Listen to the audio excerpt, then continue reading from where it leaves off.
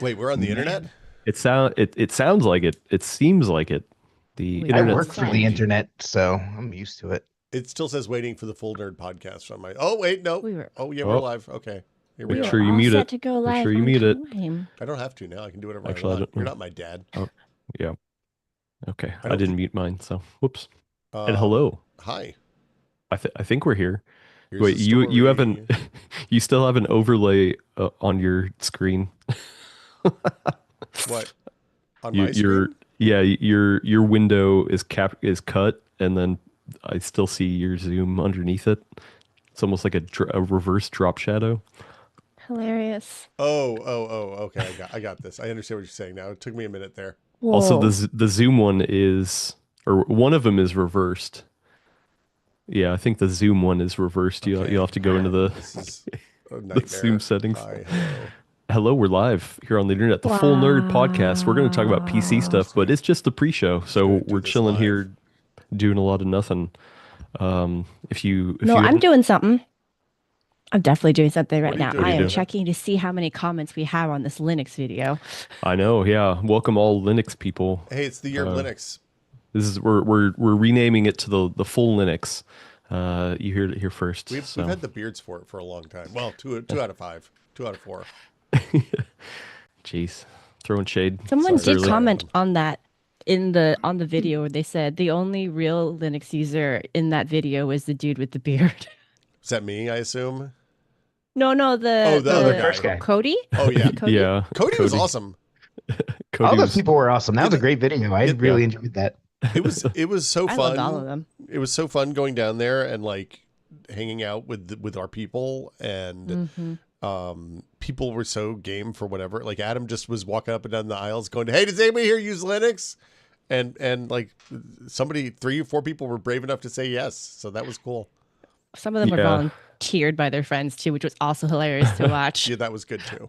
You know, I did, to tell you the truth, I could kind of tell in some people's eyes when they're like, "Yeah, but I don't want to talk to you, bro." And like, hey, I totally get it. Like, no Yeah. pressure at all. So, Yeah, no, yeah, nobody that was nobody fun. wants to be outed. And, like you're going for a job interview at Microsoft, working in the Word Center or something, and then they come back and they're like, "Hey, we found this video for fourth interview. Hey, we found this video from PCWorld. I heard that you use Linux." And then you're out. You're back working in the. I It's okay. Microsoft loves Linux now. They Yeah, had a they say post. that. Yeah. I don't know, man. I think it's more of like if I rolled up. I think one of two reasonable things. If I rolled up to Micro Center at like what 10 o'clock in the morning, I probably didn't bother to get camera ready, so I don't want to be on camera, right? I don't And know. then the second one is I might not technically be off work, so I also don't want to be on camera. I Fair mean, amount of that. I was working. My boss knew that I was working, so that's fine. But I definitely feel like there was more than one person we talked to who openly said they're like, yeah. Oh Yeah. yeah, What have no, we got in yeah, the videos? Yeah. yeah. I do think also like some of them were probably like judging me and being like, do I want to talk to this guy? You know, like, Yeah, I mean, so Of course they do. yeah, yeah. no, A lot I, of them were like, "Hey, what's the level of hassle this is going to be?" yeah. And Is this guy just gonna make fun of me? yeah, Probably. like, what's the like? Am I going to be like one of those YouTube videos where they walk up to somebody with a nice Am I gonna car get and they're like, punked? "Hey, how do you have this car? Like, what do you do to have this car?" And then it's Yeah. always, Why do you have that 5090? yeah, why do you have a Like, 5090, bro? yeah. Yeah. How's our audience? So we're remote today for reasons. I mean, Brad's always remote. Elena's usually remote. Let me know what levels sound like, and I can adjust. I sound a little quiet compared to everybody else. That's the thing I wanted to find out. That's I'll what turn Agent myself up Burn a Will is little is. bit. producing Friend of the today. show. Yeah. We got the other Will on the verticals and horizontals. The Will I.S. No, The no. Will I. Smith. Yeah, Will. It's Will's my middle name actually. Oh, dang it. My I. middle name was I. Oh, are you doxing yourself? Don't do that. Look, mine. It's too late for me. My child. They all know. If they want to find it, they can find it. It's out there. The full name, social security number, date of birth, place of birth. Gosh, don't remind me. I have to think about this for when I'm not doing full nerd, and it's just so depressing. The date of birth or the social I security We're all number? doxing ourselves. I will say while Will is fixing our verticals and horizontals, I I also think it's kind of hilarious where Will's like, "Yeah, I really like being a Micro Center." I'm like, "Of course you do, because that's where people were recognizing you." I can't. I lost track of the number of times that people would walk up to us, and they would just say, "Are you Will Smith? I've been following your work for like 15 years." And that the best part of this, as somebody who was just watching as a bystander, is that I would see like multiple emotions go across Will's face. Like one of these emotions was like delight at being recognized, because that's nice. It It's always is always nice, nice. right? Yeah. But the second one that was really dominant to me was the whole like, wait, have I actually been working long enough for somebody to know that I've been working for 15 years? And also, this person looks like they would have been a child 15 years. Oh no, I don't want to do this math. Like, that was really Oh, the look on his face, and it was great. the first time that ever happened was when we went to World Maker Faire with Tested right after we got bought by the Mythbusters. And we got there and there were a bunch of young kids, like teenagers, who loved the Mythbusters and started watching Tested, and they came up to Norman and were like, "Hey, we love your videos. You know, we've never met a real YouTuber before." And I was like, "Oh God, it's like 3 levels of hell here." And but then there's like our audience at Maximum PC was always dudes, and it was always, you know, a little bit on the older side and whatever. So when we started meeting younger, like it was weird having kids come up to us and be like, "Hey, can we take your picture?" And it's like some guy with his 12-year-old. Like, in my phase of life now, I didn't know how to deal with middle school kids when I was 35 years old. It was terrifying. Anyway, How you effing doing? Want a cig, kids? No. Yeah. yeah, exactly. Hey, you guys want to go get a beer after this? This Yeah. party really blows. Yeah. That was a joke. Shots. Shots. Yeah. Anyone who comes up to Will in public, he'll do shots with you. Yeah. I'm just kidding. No, that's not true. That is not true at all. Yeah. That's Actually, not well, true. would you do a shot of this? This is something I got in Oh yeah, there you Taiwan. go. I was like, you gotta do the beauty influencer thing. Yeah, so this can is from the beer company Asahi. Asahi. Yeah. Asahi. And for some reason it has corn and then a big slab of butter on it. So is it a buttered I don't know corn what that shot? says. I don't know, but it like I shake it and it sounds really. I don't know if you can hear that. Sounds really Oh, yeah. creamy. Yeah, it Should I try, does. should I try this? Yeah, you absolutely should. It's Alright. gonna be so bad. Are you supposed to shake it? I don't know, man. I have faith in the Japanese. They do they do things that seem weird to us as Westerners, but a lot of Oh. times it works out. So it smells like buttered corn. It That's what looks it like is. buttered corn in there. Yeah. I did try asparagus juice. I love Did we that. post? We posted that. No, I don't think we posted that. I have the footage. I should post that in Discord. I definitely tried asparagus juice and I like shotgunned the whole can. It smelled like asparagus, but then when I started drinking it, like it was actually super sweet. So I just shot the whole thing. It was actually pretty good. All right, well, here we go. Oh wow, that is literally just buttered corn. Is it chunky? Are there chunks? Mm-hmm. Yeah, Oh no. Oh jeez. there's, Oh, there's yeah. corn chunks. Oh, yeah. Yeah. Wait, Didn't need that. don't. We did not Sorry. need the visual. Wow. Yeah. This is wow. Okay. I actually kind of like this. It's pretty good. What's the like what's the caloric density of a buttered corn beverage? I can't Pretty high, I read. imagine. I can't read Japanese, so I have no idea. But I'm seeing a number 87, or no, 185. Is it There's numbers. I don't know. Can you show it to us? I mean, it's pretty The small numbers? on the back. Yeah. Let's is see. it alcoholic, Focus. Adam? I mean, that would be hilarious if it was. Yeah, no, it's pretty small. Oh, okay. I think for that, normally I just go by, so it's usually the left column, because the other one's like per 100 like per 100 milliliter, whatever. So I Mhm. think the left one is like the full. So my guess is the very top number, the highest number, is how many calories it Oh. is. Yeah. Well, this will make me better. It's funny because you walk into the doctor's office and they always have the food pyramid and they're like, get 5, fruits and vegetables every day, but not fruit juice. You don't want to drink in juice form. I wonder what your doctor my would corn. say if you walked in there with that. This is literally just corn. Like, Yeah, it's yeah. buttered corn. I just want to know how they made this. Willis in the chat with the real questions. You sure that's not meant for cooking? It has. I'm Googling this. It does have the drinking hole on the lid. It's not. That's not a cooking. Yeah, can. this is a drinking my can. focus is gone. Yeah, no, this is a beverage, and I got it at Don Donki, in the like beverage aisle. So. Oh.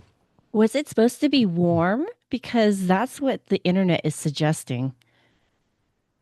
Oh, I don't remember. No, I think it was refrigerated. I think it was in the refrigerated part. I mean, I've been refrigerating it, but this is really good. I like corn. Like this reminds me of like growing up. My mom would always get the corn in the cans, right? You know, like just canned corn. Yeah. And so it tastes like that, but then with butter buttered down.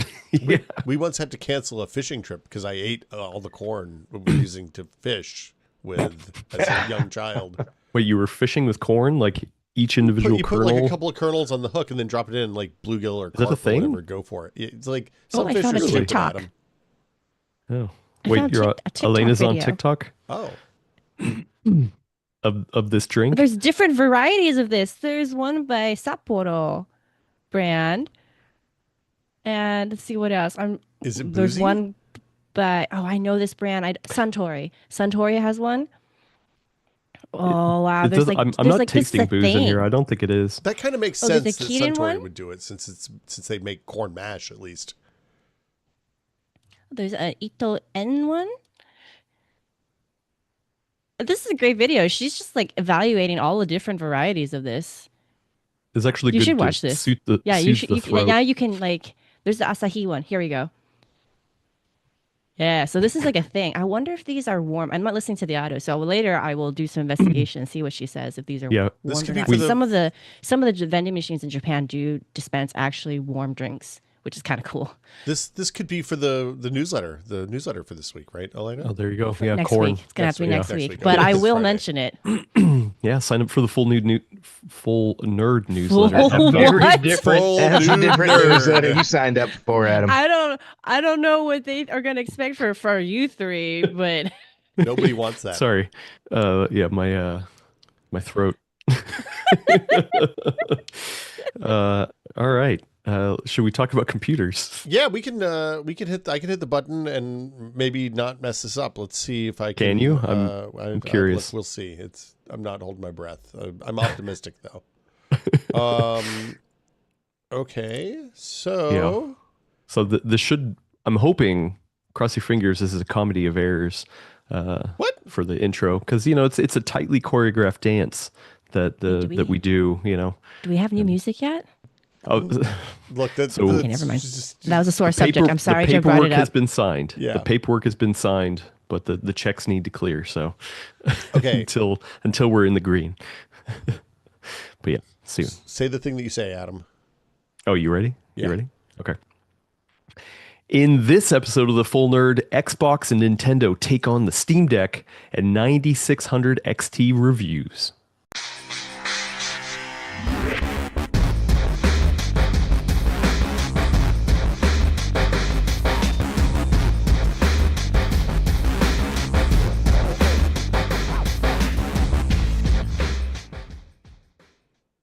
And welcome everyone to episode 351 of the Full Nerd Podcast. We are live from our home offices this week, and we're a little late. Sorry about that. But we're still here to talk about the latest PC building news here on the Full Nerd. I am your fill-in host, Adam Patrick Murray. A little under the weather, but getting better. With me is my co-host, Brad Charkis. Hello, Brad. Hey, I'm a little under the weather today too, but you know what perked up my morning this morning? What? Getting the new Full Nerd News weekly newsletter delivered straight to my inbox. Ooh, straight to your inbox on Friday mornings? Man. Yeah, sorry, fun. Shameless plug, but Elena's doing that weekly now. And funnily enough, the newsletter came out before the show this week, but it's still packed full of cool stuff. So read to catch up on your hardware news from during the week. Get on it. And who writes that Full Nerd newsletter? Oh man, sorry. Wow. I'm tired. Yeah, I'm sick. The nude letter? Is that what you're saying, Adam? The Full Nerd newsletter. Elena Yee, hello, good morning, happy Friday. Hello, it's me. Yeah, and running the verticals and horizontals is one Will I.S. Yes. Hi. Hello. My name's Will Smith. Welcome to Earth. Yes, Hi. William Smith. Is it William? So I you am do a technically William. have an I after the double L. I do have a Will I am in there, but I've never been a William. I've always been a So Will. Will I drop the am, add the Smith. There's Willis right there. Yeah. Nailed it. 10 Yeah, out of 10. No notes. just kidding. You were also under the weather, and Yeah. we might, yeah, might be We for the same reason. I went to Nintendo and I got a Switch 2 and also the Rona. So, Yeah, I Unwanted bonus. yeah. yeah. I mean, on the plus side, I've had a lot of time to play Tears of the Kingdom this week. Finally, that game runs at better than like 12 frames per second, and large portions of it are playable, and it's a lovely game. But yeah, no, the other part of it not so. It's been mild, but yeah. Anyway, I have regrets. I wish I'd worn a mask. But here we are. So Well, we're going to talk about our Switch experiences. We're going to talk about all the interesting hardware that has been released over the last week. There was a lot of gaming stuff too. We're not really going to get into that, but I would encourage you to go check out Giant Bomb or Nextlander content for all the summer game fest stuff. I was hoping maybe we could have somebody on for this episode, but I mean, this whole week just turned into it was a bad. crapshoot. So yeah, we're just here. We're hanging out. We're on a Friday. This is chill. But before we start, since I'm in my home office, I do want to show something that's been on my desk. One friend of the show, Jeff from Craft Computing, is a fellow trackball nerd, which I have my nice trackball here, always ready with Wait, the why are big. people shaking their heads? What? Trackballs are awesome. Trackballs are awesome. But Jeff, I've No, literally what been is this? yeah Why are you why are I you literally poo-pooing this? and I've literally been using these Kensington trackballs since like 2008, like I forever, and support you, they have Adam. they have like never changed. And Jeff was like, "Oh, hey, you should try out a different company called Elecom. They make a trackball." I bought it off Amazon, and they make a couple different versions, like a wired and a wireless one. And this one came. The packaging is all in Japanese. I believe this is Japanese. Looks like it's Chinese. I can't tell which Yeah. type of Chinese though, I but I can't can't tell see from either. that Yeah, distance. there we go. Oh Yeah. no, it is Japanese. Sorry, I Yeah. couldn't see it from a distance. Not only that, it's the wired version, and I was like, okay, cool, whatever, Amazon, it happens. So I returned the other one and got a second one, and the exact same thing came, and I was like, oh, come on, guys, like, what are you doing? I don't want to keep returning these like, I want to try this trackball. Send me the right one. I can't. I don't know if it's got to be an Amazon problem, right? That Do you sounds hate like an that? Amazon problem. Yeah. Yeah. That thing looks kind of like an evil, like one of the Reapers from Mass Effect. It Well, Like that would come hanging yeah. down out of the sky. Well, it and this is a cool different thing because it like on the one that I use, the Kensington one, the ball's right in the middle and I have buttons around it and a scroll. This one, like the ball sits between your first two fingers and then you have buttons for your other fingers here. So it's kind of a different like grip. So I really do want to try it out. It looks cool. It's very large as well. yeah, So it is a large ergonomic, ball. you know. Yeah. Elena, Um, but you love ergo, but you've never tried a trackball? I have tried trackballs. When I was doing my Goldilocks impression for figuring out what I wanted or what worked best for my cranky hands at the time, Hmm. I did do a stint with both a trackpad and a trackball. Neither of them quite worked for what I needed. And so instead, I have landed on my roller mouse instead, which is kind of fun to have because it terrifies everybody who first approaches my desk. What what's they're just like, ooh, wait? What's like a that. roller mouse, Elena? Let's see if I can actually hold this up. I have removed the wrist pad. I don't like them. So this is its like barest incarnation. It's upside down because I can't stretch the cord anymore. Oh yeah, I Oh, remember. I remember you showing that. Yeah. Yeah. So this is upside down. This is how you like move and control things. And so it rolls and it also moves. So like this is moving the mouse around. My mouse is going crazy right now on my screen. And then these are the buttons to control. So like this is left click, this is right click, this is double click. I have a scroll wheel as well. So this one's nice because I can also like position it So if I want to use my left hand that day, I can go over here. If I want to use my right hand, I put it more to this side so that it also helps with like my elbow position. Um, I don't do as much keyboard work as I used to. So like the reason I got this is because like I was doing like 16-hour days as an editor and it was not good for me. Um, and so back then I actually had to rotate more. So like I would use this for like a few months and then I would go to a vertical mouse for a couple of months and then I would go to Mm. something else. But eventually this bit just became my go-to, my normal. So It was it funny. looks scary to a lot of people because they're like, what is that? I have no idea how to use it. And I'm like, great. That means no one's going to mess with my desk at the office. That Get is good. wrecked, everybody. Get wrecked. Well, That's Elena's official catch line. Elena, get wrecked, ye. the thing I learned when I had my wrist problems was that as long as you don't just hold the mouse, like it's the mousing that's the problem most of the time for me.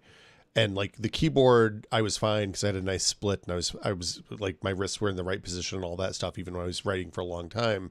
But the spending 2 hours clicking around, moving mice and stuff like that, and clicking into cells and all that on spreadsheets or whatever was really damaging. So I switched to a trackpad for that work, and it turns out that was much better because it was mostly thumb instead of wrist. So Yeah, it's so variable for yeah, everybody because it's just based on, you know, your body, what it's sensitive to, and then how basically how you hold your hands and use them. and what damage you've done to yourself.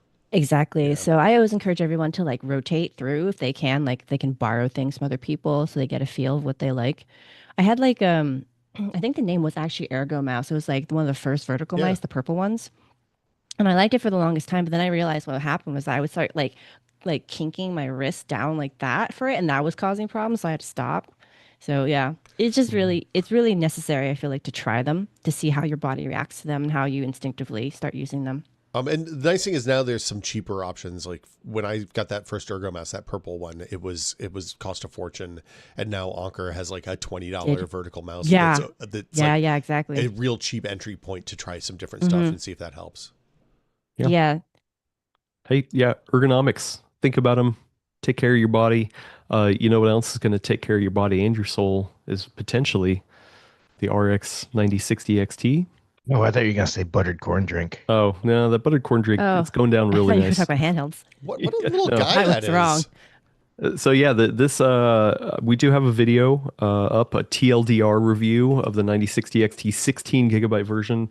AMD sent this while we were still at Computex. This is the XFX Gaming. I don't know. Oh no, Swift, XFX Swift. Swift. I don't remember the full name, but it's essentially a 2-fan version of the 3-fan one that we tested, which I do have down here somewhere as well. And yeah, TLDR, I like it. I think it's a damn good card. It goes head to head with the 5060 Ti 16 gigabyte version. That's the one that no, the 8 gigabyte version is the one I'd put in the testing. And this thing handles it like a champ in almost everything. The only thing that NVIDIA still has a slight edge over is like ray tracing stuff. And of course, Crazy that it's a slight edge, though. yeah, it's a slight edge. They've definitely with RDNA 4 have caught up. This is a nice GPU. It's not the only one though. I do have, and I have tested the 8 gigabyte version. So this one I purchased a Power Color 8 gigabyte 9060 XT.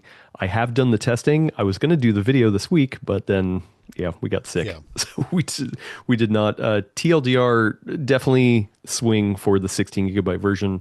The 8 gigabyte version, while it's fine, you can like, I mean, the numbers weren't bad, but you definitely saw like a dip in like every single game, even at 1080p.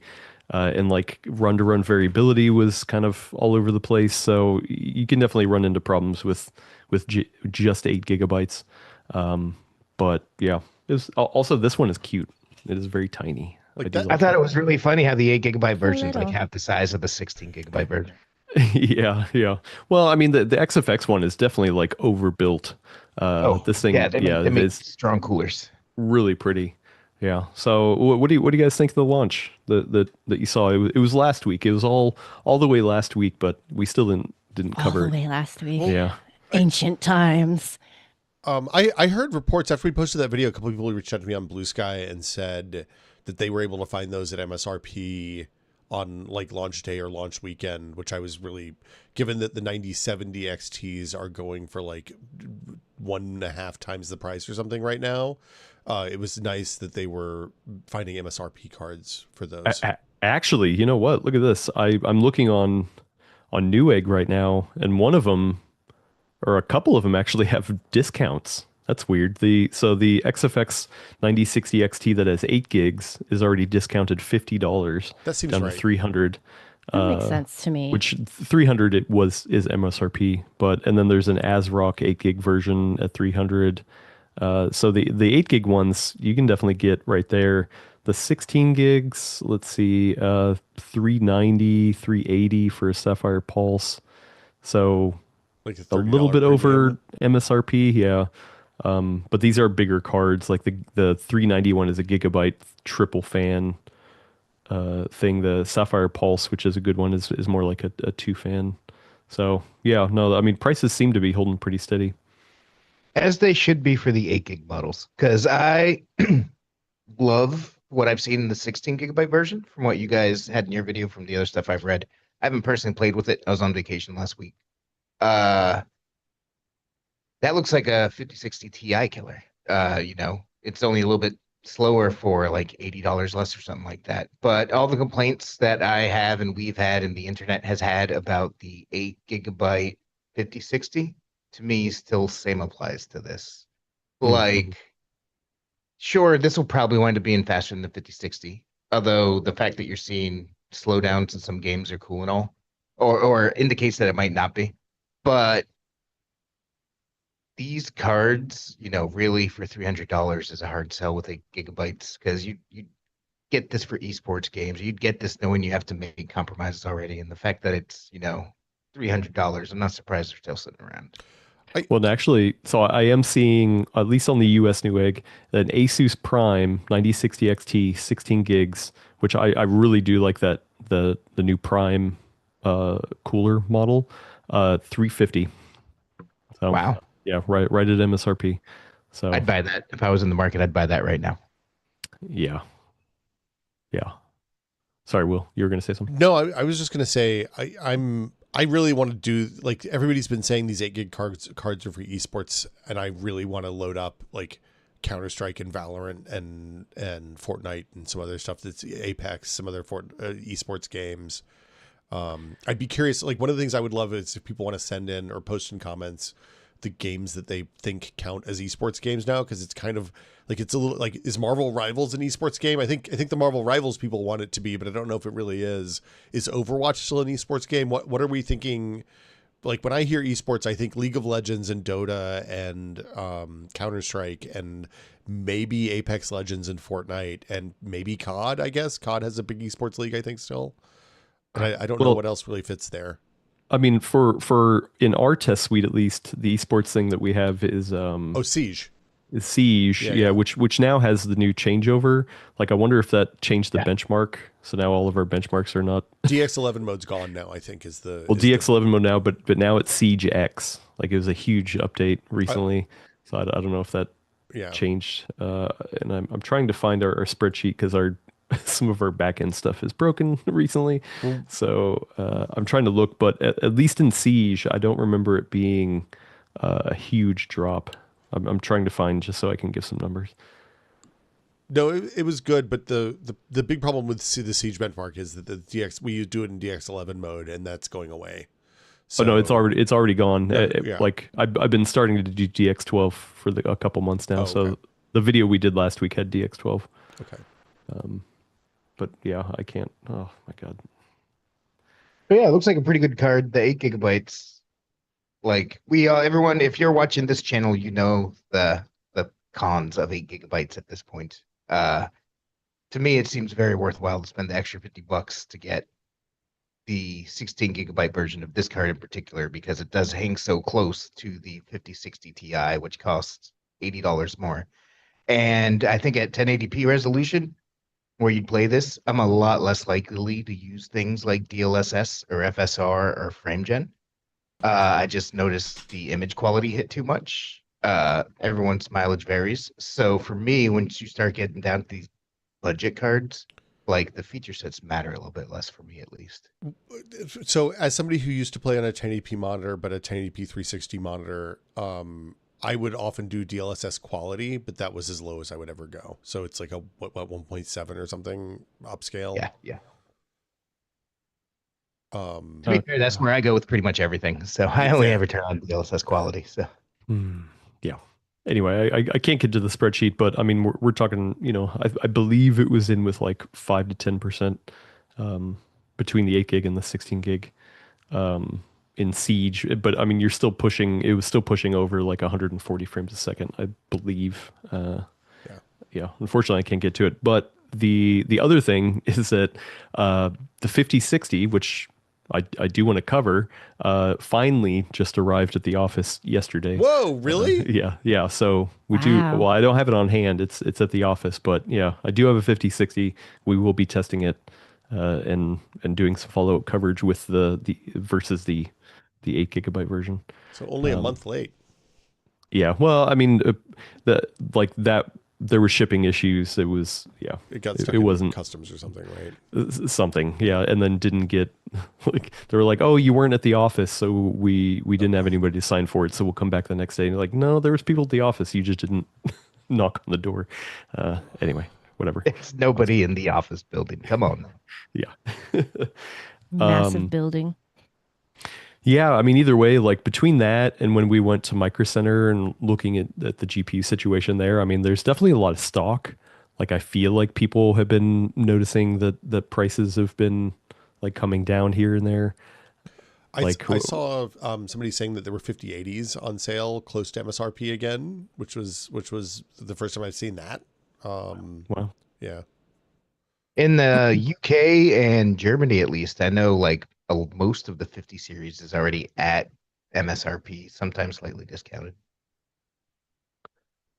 And it looks like I'm trying to look up. So the 9070 XT MSRP looks like the XT is supposed to be 600 was the MSRP. It looks like we haven't quite hit 600 on Newegg. It looks like the cheapest one is 700.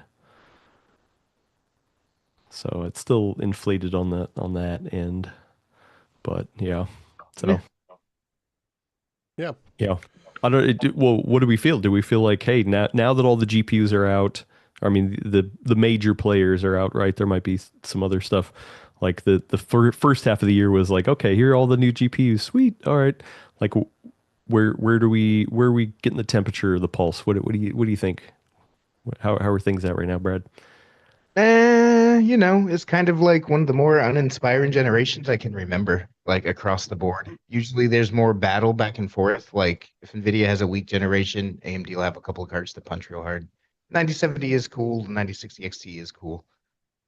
But and NVIDIA has some cool cards on its side too, but it just kind of feels like everything's AMD's done a better job at pushing generational performance improvements, which I appreciate. NVIDIA has gotten off of that to focus on software features, but until things are at least MSRP, like it's hard to get too excited about cards that I'm not super excited about already. And So, still, sorry to be a bummer, but that's my pulse. Well, and still the cheapest B580 is $300, which is $50 over MSRP. So if that was 250, it would be much more enticing. But if that's 300 and you can get one of these 9060 XTs for 350, I think that's the way to go. I'm really bummed. I like when AMD said they were going to seed the high ground. I hoped that meant they were going to seed the 5090 tier SKU because that seems like a losing game for them. I'm bummed that meant they also are seeding the 5080 tier SKU because I would love to see a RDNA 4 with decent ray tracing that's like in that, hey, you can do 4K gaming without a whole lot of compromises. Price. I mean, the 9070 XT got pretty damn close. Like I would say it was close to the 4080. Yeah. Like the 5080 definitely went up a little bit, but I mean, it's still pretty high up there. Like it's one tier. I'm just saying, like the one tier down competing with last gen's one tier up makes sense, right? And that's where they're at. I think the bones are there for something really good. I'm also sad that Intel hasn't pushed anything more with Battle Mage, and whether that's because Celestial is imminent, or like the overclocking results from those people who are doing the crazy overclocking on the Arc GPUs are really interesting and neat, and like there's look, there's juice there. We just need somebody to make the squeeze, you know? Squeeze that Intel. Yeah. Squeeze that Intel. Yeah. Well, it has been interesting. It looks like there is still stock on the 9060 XT. I mean, that 9070 XT sold out fast and people were waiting for a while. And then when stock came out, it was inflated prices. So, yeah. Still, it's been, like you said, it's been a week. It's really cool to see these still in stock at MSRP. I hope that's a positive indication for stock levels more than it is a negative indication for demand. But you know, this is the first time I can remember in several years seeing cards available at MSRP a week later. I mean, though, it could be a combination of the two factors, though, because I think with the whole like tariff pause, I know that for other types of cards that, I think there was news about MSI and I think Gigabyte trying to get a bunch of 5090s over here as fast as possible before before the moratorium is over.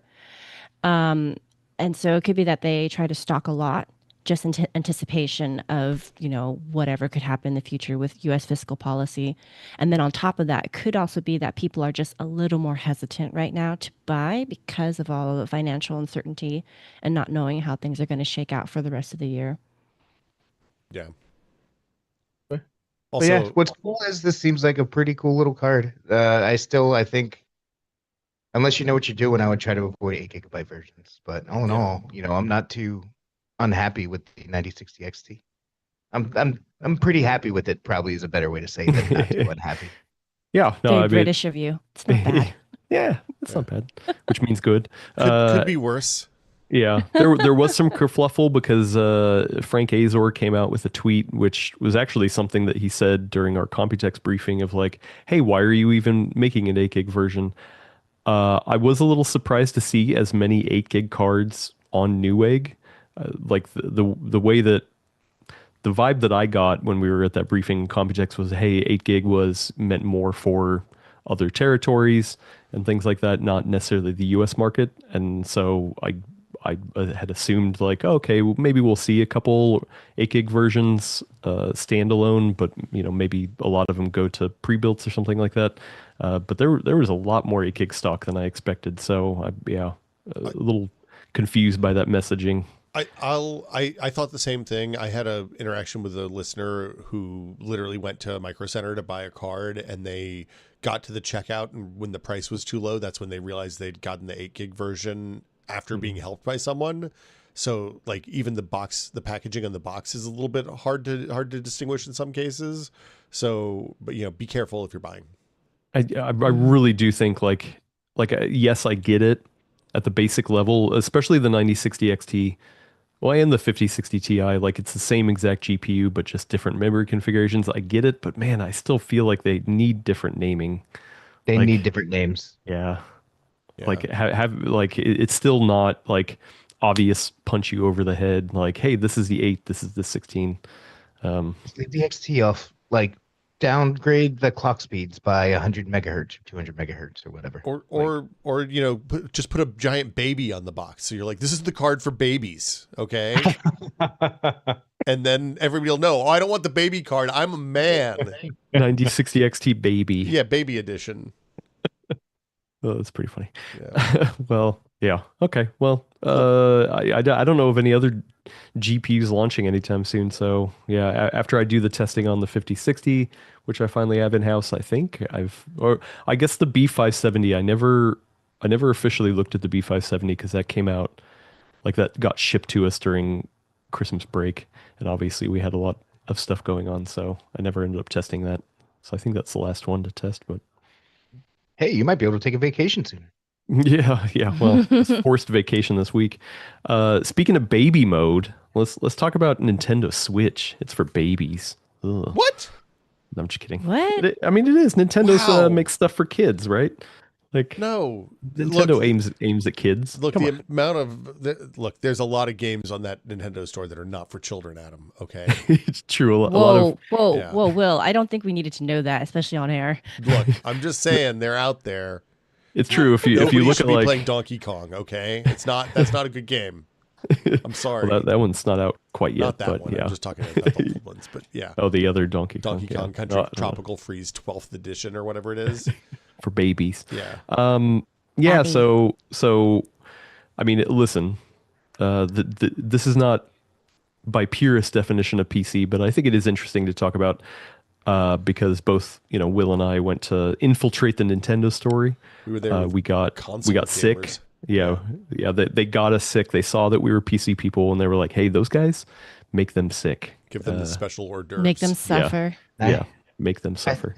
I think the Switch is especially worth talking about because it seems like Steam Deck have kind of taken over it a little bit for a lot of people I know who are primarily PC gamers. Like a lot of folks that I know, myself included, got a Switch to go with it.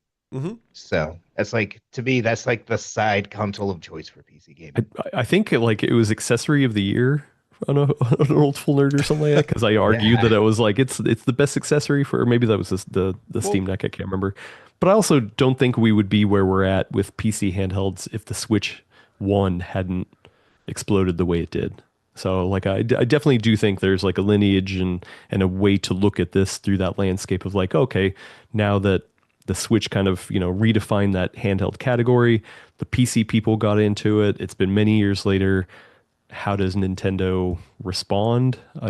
Take on the Steam Deck, which I don't think they care about the Steam I don't Deck, think they Adam. care. Yeah, I no. don't think they care. But still, And hey, it's got an NVIDIA chip. This is, it's got DLSS. It's got the broadcast, the voice broadcast, like audio cancellation and stuff like that. So a lot of NVIDIA features. For me, it's just kind of a bellwether of what we can expect. Like if the Switch begat the Steam Deck and the Steam Deck begat the PC handheld market in a real way. I mean, I know that handhelds existed before the Steam Deck, but they were kind of weird niche products that came out of electronics markets in Southeast Asia. The what they've done with the Switch 2 is going to inform a lot of the design and changes that go into the next generation of PC handhelds.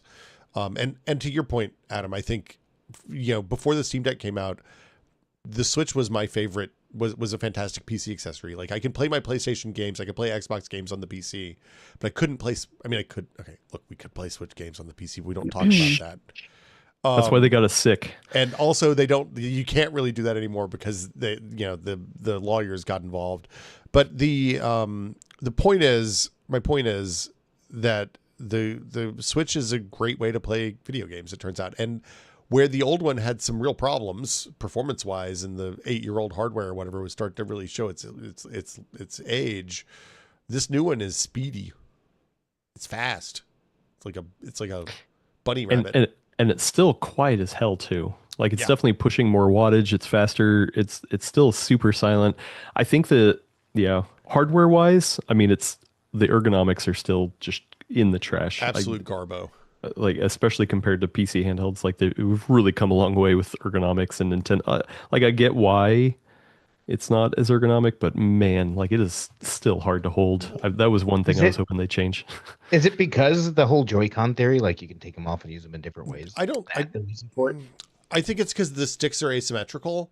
So like if you think about a game where you use both sticks on the Steam Deck and the thumbs are up high, on the Switch you have your right hand down low, and that means that right hand isn't holding any of the weight of the console, so everything's on the left hand, and it feels bad. I don't even know if it's like overall it's a very thin design. Like I think they could have went thicker. Like if they just had on the bottom of the Joy-Cons. Yeah, sure. if they just had a little bit here to kind of like reach onto, like I almost feel like usually I'm like this, like I have my hands like this, but on the Switch I'm usually kind of like this, like holding it, which is a weirder way to do it, and I get tired. Also, it has like a little bit of a harder edge, which doesn't dig in real bad, but like it's definitely not as like rounded. I think my first take on it was that the whole thing feels a little more kind of luxe. It feels fancier. It doesn't It does feel feel nice. like Yeah. the magnetic grip holder that we all assumed were going to be some sort of crazy space age magnets or some nonsense are just No, it's just magnets. strong ass magnets. And then this lever to detach it is literally just a plunger. It's just like a little plunger that pokes out to, detach the magnets. Oh man, that thing's gonna break. No, I don't think so. It's like the plunger, simplest you No, thing in mean? the sorry. I was world. thinking in context of children, not adults. I I don't know, like they definitely built into it like the ability to yank it off.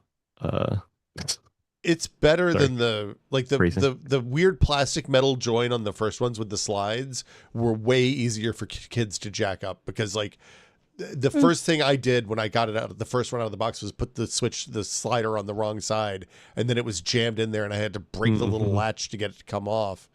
I did think that was cool that you can literally like attach it in any weird orientation you want, which is funny. You put it on the wrong sides, it still works. Yeah. I think I think like the reason they don't do the grips and the bulges on the grips is because they want to sell a bunch of stuff that you jam Joy-Cons into, and those grips will prevent that from happening. That's the truth. Yeah. I do wish, like, I feel like it's causing generations of children hand problems because it's so heavy and it gives such a poor support. But the other thing I'll say is that the kickstand actually is really good this time and works. As I've been laying in bed sick for the last week, I've been like putting a lap desk on my lap and unfolding the kickstand and putting the screen down and just playing Zelda with my two hands free, which is like the most ergonomically comfortable game controller thing I've ever done, because then my wrists are just moving independently of each other and there's no kind of forced motion. I absolutely love that, and I wish more PC handhelds let you do that kind of have that kind of flexibility. The OLED version had a better kickstand. I do like the OLED one. Oh, Like, okay. yeah, because like the other one like is kind of like flimsy in the middle in a way that I worry of it breaking, but it is still really good. I think the two things that I'm surprised about is that Nintendo went so big. Like I thought big. they were gonna stick with 7 inches. Also, I think 1080p is overkill. I think they should have stuck with 720p. Personally, but 1080p makes me realize I need to go to the eye doctor. yeah, Like Why? we're old men. I so. was playing Fortnite on it the other day, and I couldn't see. I was using the mouse on the lap desk playing Fortnite with some friends, and like I couldn't see the people that we were shooting at. I was just like, "Hey, can you mark the general vicinity of the?" Because like the pixels are there, and like I'm at the age now that maybe I need the up close glasses and the far away glasses, Elena, and maybe we've resisted getting the far away glasses for reasons. So Need bifocals. yeah, I need bifocals to play the Switch too. You're not That's what I'm making telling aging you. sound attractive. It's not though. good, Elena. It's bad. It's real bad. That's kind of like my issue with handhelds in general. The Switch 2 just kind of plays into everything beyond the Steam Deck. One of the selling points has been, hey, higher resolution. To me, 800p resolution is perfect for the size of those screens. Yeah. And I would much rather have higher performance or longer battery life than increased resolution. And I just want to put that out in the world. Hopefully somebody hears. Yeah. I bet it was an economy of scale thing. It might have been cheaper for Nintendo to get 1080p displays than 720p at this point. So, Well, and also, I think that was going to give them a box problem if they like. There's a nice easy upscale with DLSS from 1080p to 4K.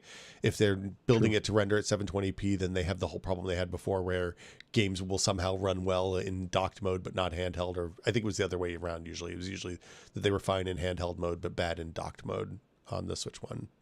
So, Wait, so quick question though, because I've only had like brief exposure to Switch 2 via a friend who picked one up. To me, like seeing the kinds of games that would be played on the Switch 2, that resolution doesn't seem too bad to me because the art style is and like the style of games doesn't seem like you'd be doing a lot of very fine, like basically fine work is how I think of it, right? Like where you're like really trying to target something tiny, something that would be tiny on your screen. Like I was playing like Mario Kart on their Switch.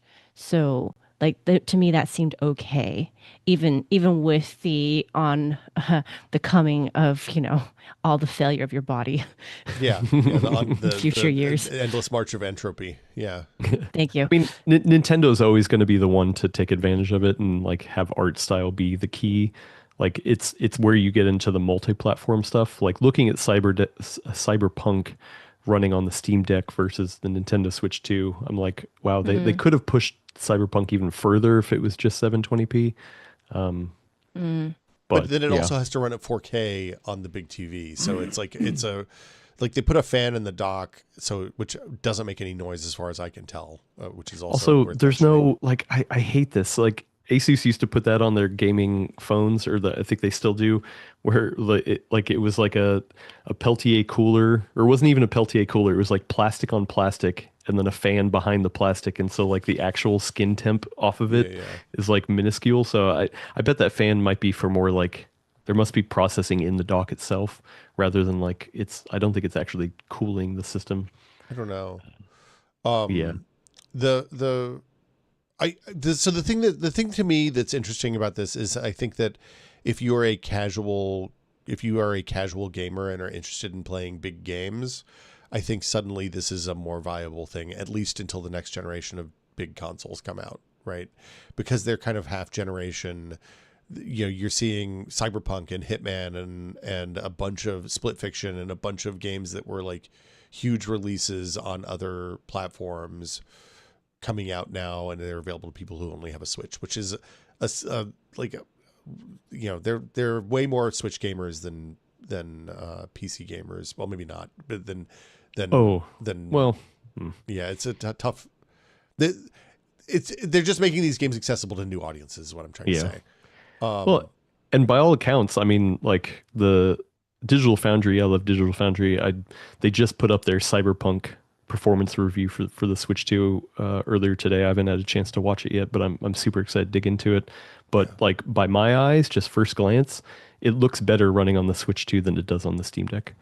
And I was just like, wow, and they handled the port themselves. So like, and it sounds like they had to re-engineer the game from the ground up just to work on the Switch. So I love looking at ports like that, or like Doom 2016 on the Switch 1, which wasn't the best way to play it, but it was one of those impossible ports that is just like, wow, dang, you were able to do some cool stuff.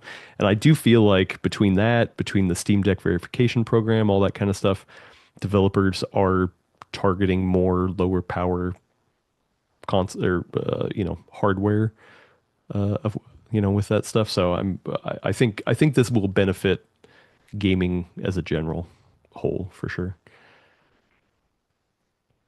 But yeah, Yeah. fun stuff. Hopefully, Switch 2. Yeah. Will's arguments have sold me on why handheld should be 1080p and not 800p. But please stop here. Like, we don't need more than 1080p on 7 or 8 inches. And don't make them Yeah. bigger, for God's sakes, because then they're just gonna be even heavier and even harder to hold. The other thing is I just like the way they do the software licensing stuff is really goofy now. The game share stuff that they have, which is kind of cool for older Switch 1 games that you can share out using streaming to other Switch 1s. So you can play Mario Party. I don't know why anyone would ever do that, but that's a thing you can do, and you can share out the screen to everybody else in your house or across the internet, which is kind of cool. Play Mario Party with them. It's really wildly unevenly implemented across the catalog, which is a new feature, I guess. It makes sense. Requires some developer update. There's maybe a handful of games that support it. It would be nice if it was more universal. But the communication stuff is really like Xbox 360 level frame rates, and it's really janky. Like the webcam call videos are really like real low frame rate. The voice quality is nice, thanks to NVIDIA Broadcast, but that's pretty much it. I don't know why I'm bothered on this. Like, who's doing that? I don't know. A friend of mine, as soon as he got his webcam, was like, "Hey, I'm gonna video call you," and then that was the only time I've ever done it. So, I mean, I bet this was. I mean, like if this would have been implemented during the pandemic, this would have been amazing. Like, because I played a lot of Switch with like friends and family That's true. across the nation. Like, if that would have been implemented during then, that would have been awesome. So it's probably one of those lag time things of like they started to think about it around then, and then now it's just coming Look, out. But I think it's kind of cool. I dig it.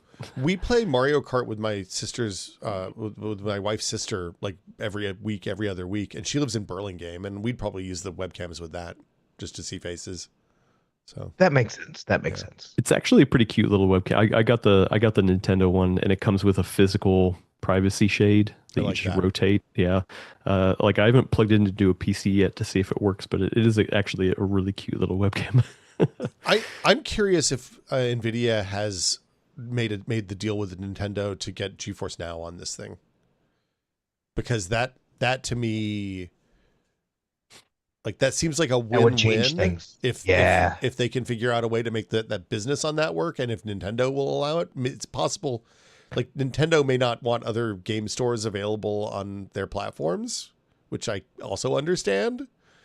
It would Well, be very, also, what, like, how would Nintendo get money off of that? Like, what is Nintendo like? Nintendo would be like, hey, what do we get from this? yeah, Where that NVIDIA goes, we're knocking $10 off of every chip, or Yeah. $20 off of every chip. I don't think Nintendo's going to do that, but I could be wrong. That would be cool though. I missed the conversation last week, but GeForce Now on a Steam Deck is freaking amazing, and it would make a huge difference to be able to play those PC games on your Switch. Mm-hmm. That would be nuts. That would be nuts. I don't think it's going to happen, but it Right. would blow my mind. Yeah. That'll be quite a change for how the Well, landscape is right now. Xbox has talked about wanting to get onto Game Pass streaming on the Switch, which hasn't happened. Maybe GeForce Now. Part of could be the Xbox first. everywhere, you know. Speaking of Xbox, did What a you know segue. they finally came out with an Xbox handheld? Nope, they Wow. didn't. Not really. No. Nope. The executive came on stage Yeah. and they said, "Hey, look, this is the first handheld Xbox. Here it is. Boom." Did they It was just a handheld, and they said this is an Xbox, so that means it's an Xbox, right? Yeah, this is an X. I mean, hey, listen, this is an Xbox. No, So no. this is an Xbox. You're an Xbox. Do you think they had people in the factories just dremeling out a little hole on all the Ally X's to put the Xbox button in there? Yeah, probably. No, yeah. So if you didn't know, during Microsoft's presentation, they showed and it was actually kind of a fun trailer where they had like this big block of glass and this hand like carves out a handheld out of it. I kind of liked it. It was a nice little sizzle kind of thing. But yeah, so essentially, Microsoft has partnered with Asus to create the Xbox Ally. No. The ROG, Asus ROG Xbox Ally and Ally X, which is weird. I actually would have thought, I was thinking about this. I was like, I'm surprised they didn't put the Xbox in front of the ROG. So there would have been Asus Xbox ROG Ally. Do you have any idea That how would have many been way too confusing. weeks of meetings they had to get that naming scheme worked I'm sure, out? yeah. Where do you put the Xbox, before or after the ROG? But anyway, so yeah, brand names. So essentially, this is Xbox saying, hey, you know what? I think the rumor is that they had dropped development on their own handheld, and now they're going to partner with other companies to make Xbox branded handhelds. Which, I mean, come on, they've been doing that forever. 8BitDo has Xbox branded keyboards and controllers and all that sort of They stuff. do the So cross. It's like Xbox Cross 8BitDo. yeah, actually, you know what? And good point. They don't have a cross in this, so it's not like Xbox Cross Ally X. So like, and they really are kind of coming out and saying, hey, this is the first handheld Xbox. Yeah, they've worked closely together with Microsoft engineers to, Yeah. So, which I actually think, and I'll finish the details. So there's the hardware of it, which is essentially, what you know from the Ally range, but now with bigger Xbox style grips on it. Those pictures have been leaked. It does. I didn't get my hands on it. We didn't get pre-briefed ahead of time, but I do know some people like Kerry from the Fox. He did a video down in LA. Friend of the show, Russ from Retro Game Core, also did a video, and they said it was like, sure, this thing looks huge and not as sleek as some of the other devices, but it is pretty like comfortable to hold because it has now like full ass grips, which is good. But more importantly, like, so the hardware, whatever, except for actually AMD did announce two new mobile processors. So the Xbox Ally X has the Ryzen Z2 Extreme, but now it's with AI. So it's the Ryzen AI Z2 Extreme. Does that mean this has So Copilot on it? Can I Copilot my games? yeah, because the Z2 Extreme were, I believe, if you were to guess, probably Ryzen AI chips that like the NPU failed or something like that. This one has the NPU active, so it's essentially the same chip, but now the NPU is active. And then on the lower end, so the vanilla Xbox Ally has a new chip called the Z2A. Is that right? Yeah. That's right. Yeah. So, and that one is a new configuration which looks to be eerily similar to the Raphael chip that's on the Steam Deck. I think it's clocked a little bit higher. Maybe it has a little faster RAM speeds. I can't remember off the top of my head, but it's definitely now the Z2 family is 5 chips deep, which is interesting. That's So, too many chips. yeah. Well, yeah. So there's the hardware of it, but more importantly is the software. So Microsoft is making a big push saying, hey, you know what? We've heard all the feedback. They didn't name Steam Deck specifically, but Steam OS is knocking at our door. People are saying, we got to respond. We got to respond. You know what? We're finally doing it. Even me, I think on the show last week, I mean, I've definitely talked about like how, I don't think Microsoft is really going to address it because it's such a small market. But it seems like they're addressing it. They're at least saying some good lip service about now the experience is it'll launch into a game mode, kind of like the Steam Deck, which is running Linux, but it launches into a game mode, and you can still back out into the desktop. But it's almost like, imagine an operating system where you launch into a full screen mode, and you have things on there that you can launch. You can still go in one of those things and go into the desktop, but you can go back into the full screen experience. It's almost like they had like these little like slats, or what's another good term for like a window, a square, like a cube, a box.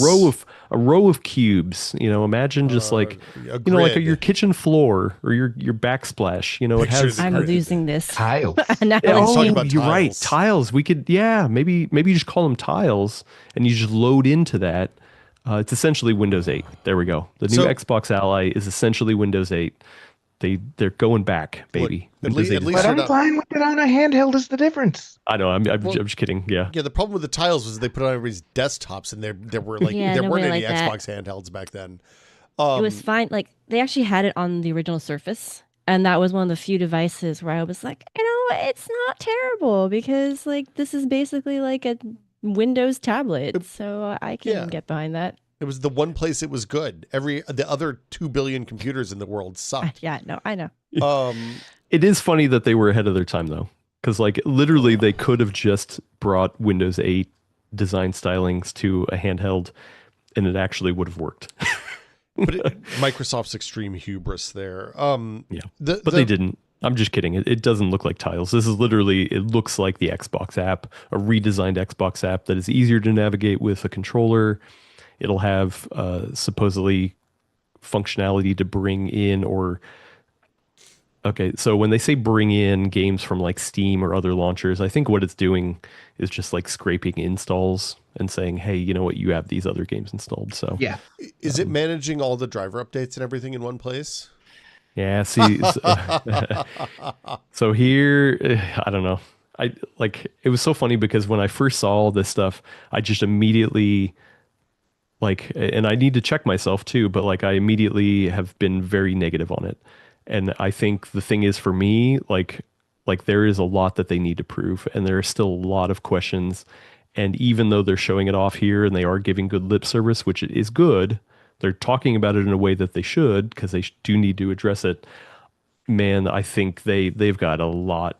They've got a lot they need to to figure out all the demos were mainly hands off. Like, and when you did get your hands on it, they didn't. All the people that I talked to said they weren't able to like actually go into the Xbox app themselves or do that launch switcher thing. And so, and they're like, oh yeah, this is a holiday thing. So this looks real early. I think it's got a ways to go. And They got I'm not 4 sold. months. I'm not sold. We got 4 months. Yeah. Good So God. I don't know. I don't. I'm more intrigued by this than you are. I'm kind of into this. I've been waiting for Microsoft to, come back and create something for handhelds, Windows-based handhelds. This is the sneaky corporate way of making it so Xbox means Microsoft gaming, even on Windows. This is like their Trojan horse for that. Because they're calling it the Xbox ROG Ally. This is a Steam Deck or whatever, a ROG Ally. It can pull in everything. But they said that new expanded mode is also going to be available on other handhelds, after it launches on the Ally X. I I would mean, love this will be the new Xbox app, like everywhere. I So, would love that. I would love that on PCs as well. Like, that could make for, if it really does scrape all your different game libraries and has a working big picture mode, that would be a pretty baller way to, have a living room PC that plays games, home theater PC kind of a deal. But I'm just happy to see Microsoft finally putting attention on gaming handhelds, 2 or 3 years after the Steam Deck launched. For me, the big question is, can you play Xbox games on this? No, you can play the Xbox.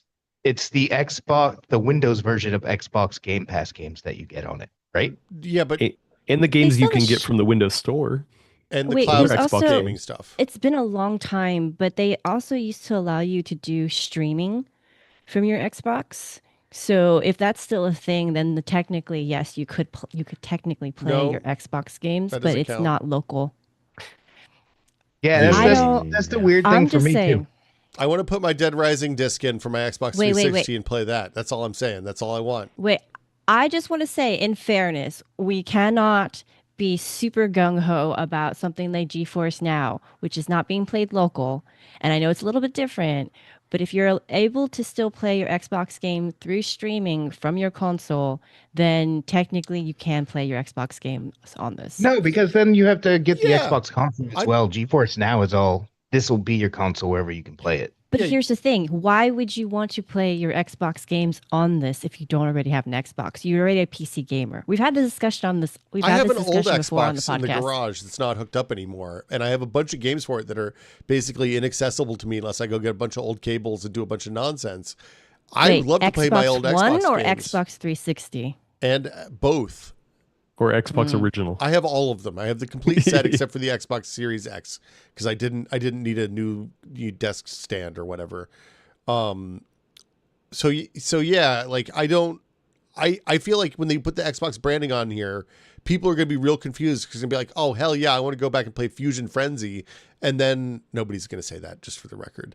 But then they're going to fire this thing up and they'll be like, hey, where the hell's Fusion? Where's my Geometry Wars? Where's Hexic? Where's Dead Rising? Where's all those Xbox classics? And it's not going to work. Yeah, I think they're. How that? Go ahead. Sorry, go ahead. It's fine. Oh no, I was just gonna say, like, I think they are backing themselves into a little bit of a corner because people who aren't in the know would be like, "Oh yeah, this is an Xbox. You're saying it's an Xbox, then I should be able to play the games that I have on my console. Like, then I should be able to literally install those same games, and have that same save file. And they're not going to have access to that unless it's the cloud version or streaming from the console, something like that. No. We are conflating a couple things here because there are Play Anywhere games, right? So a lot of the first party titles, you actually do have that seamlessness, right? Where Oh, I really? can pick up, Okay.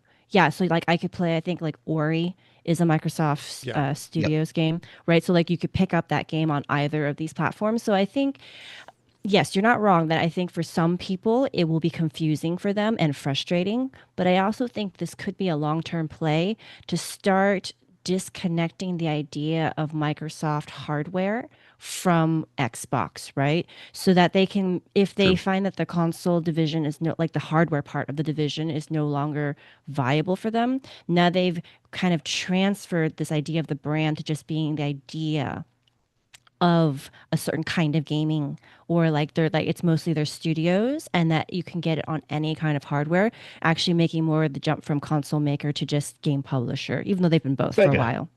I mean, this You're gonna be that Sega. yeah. I hope that doesn't go the same route as Sega. Sega, but No, Sega does good stuff. because I will say this is actually the first handheld, like the first handheld where I looked at it and I went, if the prices weren't as high, I could actually see myself getting one. Because here's the thing, the one thing that I think Microsoft does really well is that they make very comfortable controllers. I love my Xbox 360 and onward controllers. They feel so good in the hand. And one of the things we just spent a lot of time talking about was the ergonomics of these handhelds, right? Because if you look at at least I'm looking at maybe an older version of the ROG Ally X, like that's just like a flat tablet slate kind of It thing has going little on. dimples on the back, I think. Yeah, right, but Adam? if you Like, look just at go to this get it. new this specific Xbox branded version, it has more of that contour from the actual Xbox controller. So I am very interested to see how this actually feels in the hand, because as you all were noting, if you have the right grip, it's much easier to carry that weight in your hands, Oh right? yeah. So I am actually very, very interested to actually do hands-on with this thing. And I have never had that impulse at all with any of these other ones, including the Switch. Like when I was playing Mario Kart with my friend, they basically docked it and then like gave me the two, like the Joy-Cons linked together. So it would Yeah. be like like a normal controller for me. And that was fine. But I had no interest in playing the Switch 2 in like handheld mode when they offered it to me. Actually, real quick, the best thing about the Switch controllers when you detach them is then you can just lay with your arms however you want. Oh, yeah, Like, that's yeah, you that's you the can move. control it.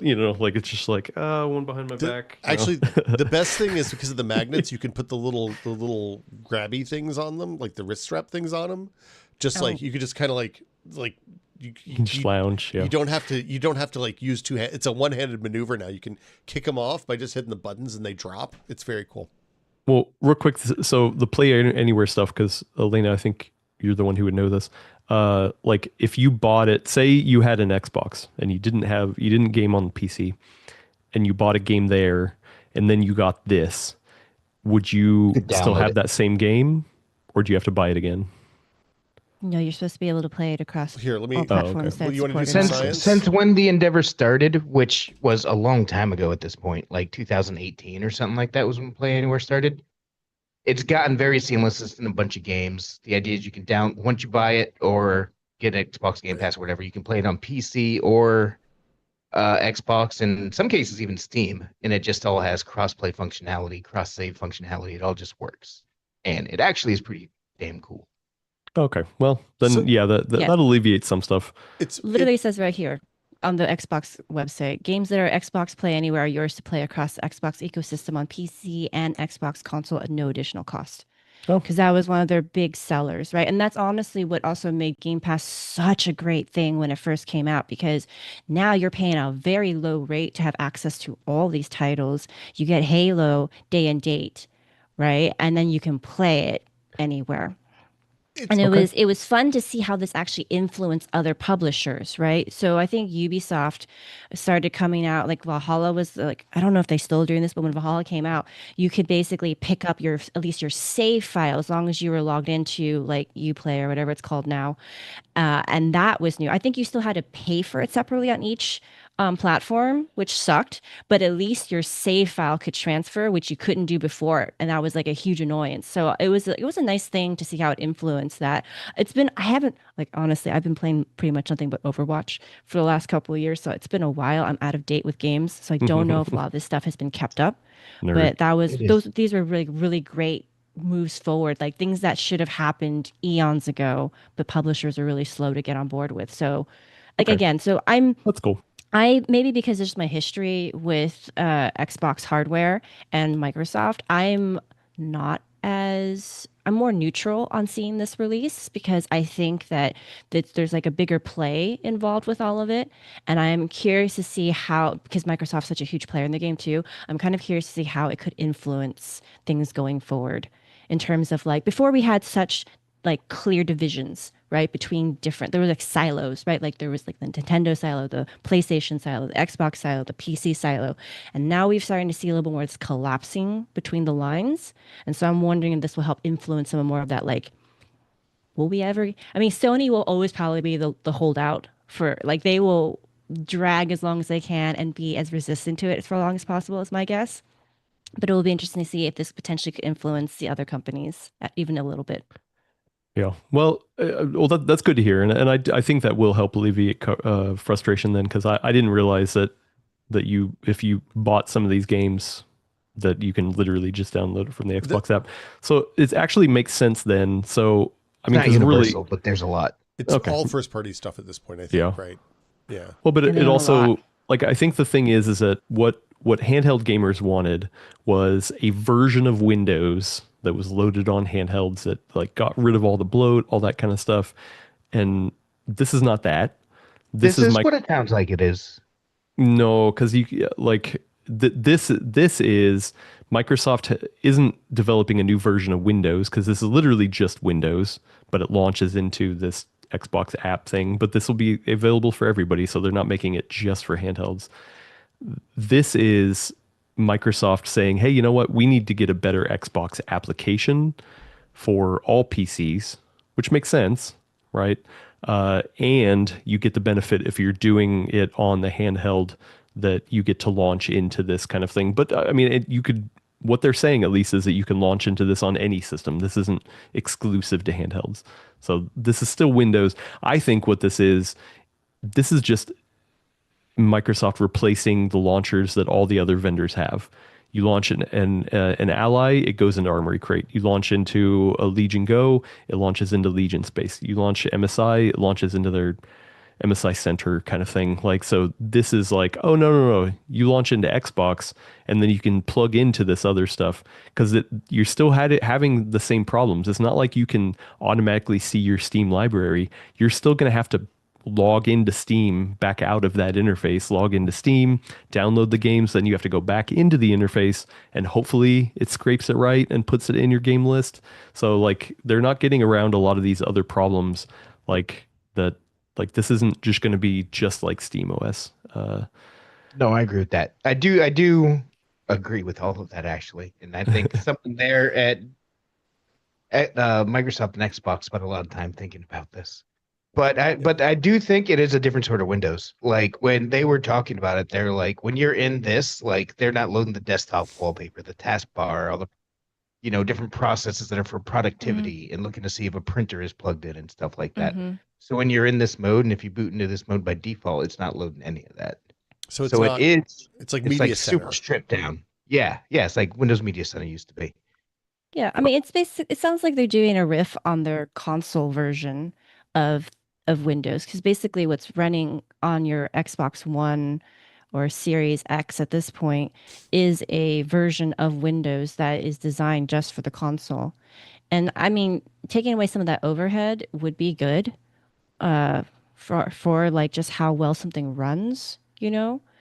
So again, I think I'm just more neutral in all this. I think some of the things that you're talking about, Adam, are inherent issues with PC gaming to begin with. Like that's not necessarily Microsoft's problem in the sense that like they didn't create that problem. I True. don't think they have a solution for it, as you point out, but I don't think it's on them that we've always had these multiple stores and launchers and trying to tie it all together seamlessly.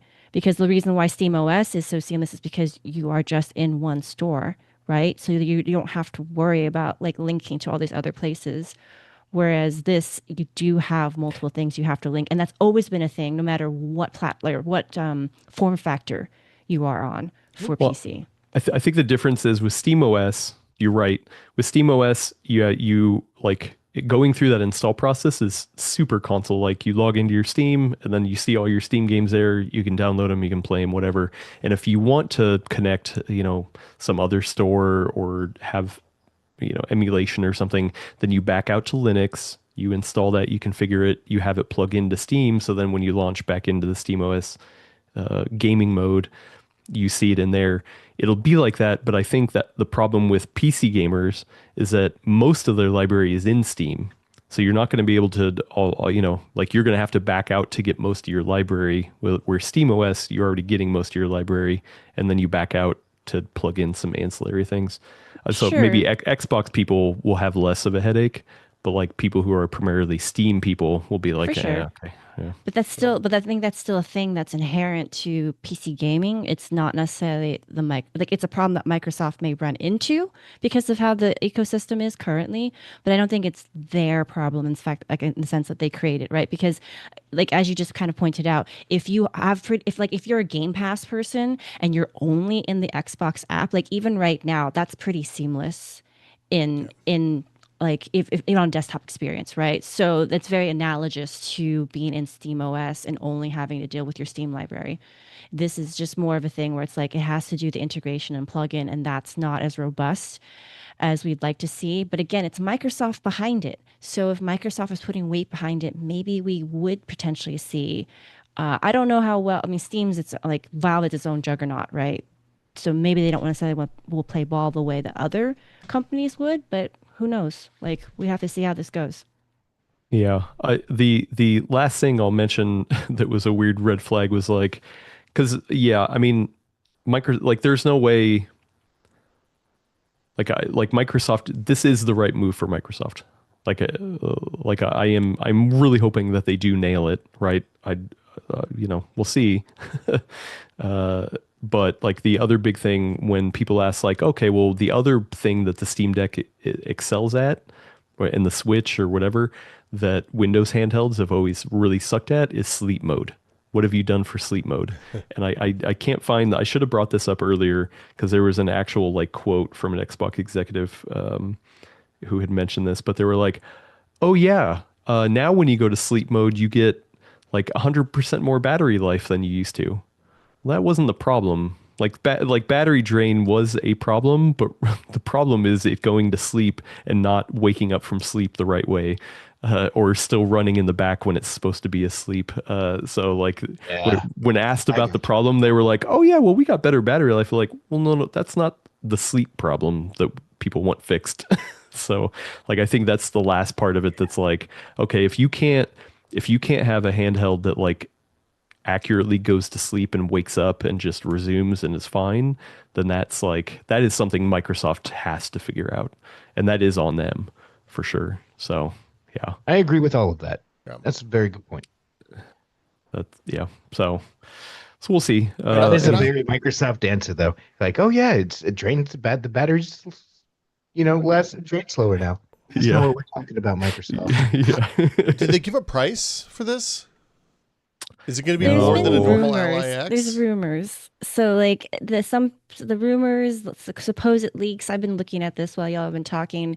I think it's somewhere around like some people potentially wishful thinking. I think the base one will be 500 and like the upgrade version will be 750. I don't think that's accurate because the actual ROG Ally X is more than that. So I'm guessing we'll see somewhere like around 650 and like somewhere in like the 750 to 850 range for the 1 terabyte version. I do think if they start getting too close to the $1,000 mark, even with the upgrade version, that's going to be a little too rich for a lot of people's blood. So I don't know. We'll have to see. But the other thing too that we can't necessarily count out is that even though it sounds ludicrous that the base version for this Xbox branded Ally would be less than the Asus unbranded version, it doesn't seem impossible because the size of Microsoft and their willingness to basically do loss leader things can influence how much these will be, right? Because for the longest time, consoles are actually kind of were loss leaders for these companies. I mean, because they were basically pushing their software because that's where the money was. yeah, So Gordon. again, not sure what the approach is behind the scenes. So we'll just have to see what the official announcement is. I mean, I think Gordon used to love keeping a running tally of how much money Microsoft had flushed down the toilet launching Xbox before they destroyed up to and including the 360 Red Ring, if I remember right. That one was necessary though. Well, but that was also Smart. a very different Microsoft than it is now. I don't think Microsoft's going to loss lead the games division in 2025 after they just spent $70 billion buying Activision. It seems like, and at the same time, I don't think Asus is going to be interested in loss leading, in destroying the rest of their business. Like if Microsoft is going to loss lead this, it's going to be on their dollar, not Asus's. Yes. And if 100%, because Asus is going to lose the rest of their, like the Ally brand will go away if this becomes a subsidized way to get the Ally without, like, okay, so loss leading only works if you can only buy games from the Xbox store is the other thing. If you can go out and buy cheap games on Steam with this thing, which you're going to be able to do since it's a normal ass version of Windows, there's no financial reason for Microsoft to loss lead this.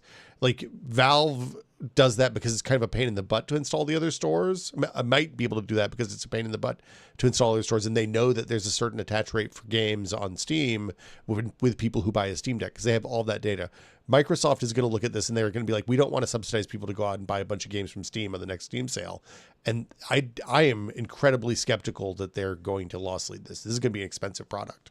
Yeah, I don't think they're going to, because especially they said this is literally just going to be the Xbox app across everywhere. So like any handheld manufacturer can literally just have it launch into that same mode theoretically. Like I don't think they're not making this app just for the Ally. So like the normal Ally, I think this is going to apply to like anything. Which is why I think there'll be different price points around there, and also performance. So the Z1, so the original Ally, which I had right here. Oh yeah. So the original Ally with the Z1, which was the cheaper version, and you can still get it for $500, has 6 CPU cores and 4 GPU cores. The Z2A, which is going to be in the new Xbox Ally, has 4 CPU cores, so 2 less CPU cores, but double the graphics cores, so 8, which is good, especially on a low power. Change. So, but that's based off Zen 2, where the original Z1 was Zen 4. So, like, we don't know what the performance is going to be like. But 4 Zen 2 cores. Is that what you just said? 4 Zen 2 CPU cores, 8 GPU cores. Yeah. So like Brad's face. Brad's face, for audio listeners, Brad's face looks like he just ate something sour. So that's the thing I'm worried about, is that yes, they might be able to be aggressive on the price at like 500, but the performance, people are going to look at that and be like, oh boy, Zen 2 is old. Zen 2 is long in the tooth. Sound like 4 Zen 2 This is what I'm worried about. Yeah. This is what I'm worried about, though, that like realistically, the base version will not be palatable, and that the only real like palatable version is going to be whatever close to probably $1,000 mark that the upgrade version will be, because that's kind of how console has worked, right? Like the lower price version is usually somehow nerfed. Like it's no longer just that you get extras, it's that they actually nerf it a bit on the base model so that it encourages you to buy the standard version. I mean, this is a Steam Deck. Like best case scenario, it's the exact same performance as a Steam Deck. Which is in my mind. Actually targeting, which is not bad. Yeah, targeting that is a good choice, because like Steam Deck has become the de facto minimum min spec for a bunch of like mid-sized developers these days, right? Like indies target Steam Deck because they know that there's like that is the floor for perf on a lot of Steam installs now, and like there's nothing wrong with that. Launching it 2 years after the first Steam Deck, 3 years after the first Steam Deck came out seems like a choice though. And if this is 500 and you could get a Steam Deck for, whatever they start at. $399. $399 for the old LCD version, and then I think it's $550 for the OLED version. Yeah. So like, man, at that point you're like, I don't know. Like I feel like they really need to, like if they're going to subsidize it, they're going to have to come out like swinging. Oh, I I'm don't curious think to they would see do if it they that plan high. on. I'm curious to see if they plan on using it to leverage Game Pass, honey. Because Yeah, Game that's Pass should be a way to subsidize it. It'd be a way to get around the performance issues in the games that are available on the Windows version. Like, I'm really curious to see if the interface just pushes Game Pass on you. I mean, I think everything I mean, Microsoft it's is. Windows. Have you installed Windows lately, Brad? Like, hey man, have you considered getting OneDrive?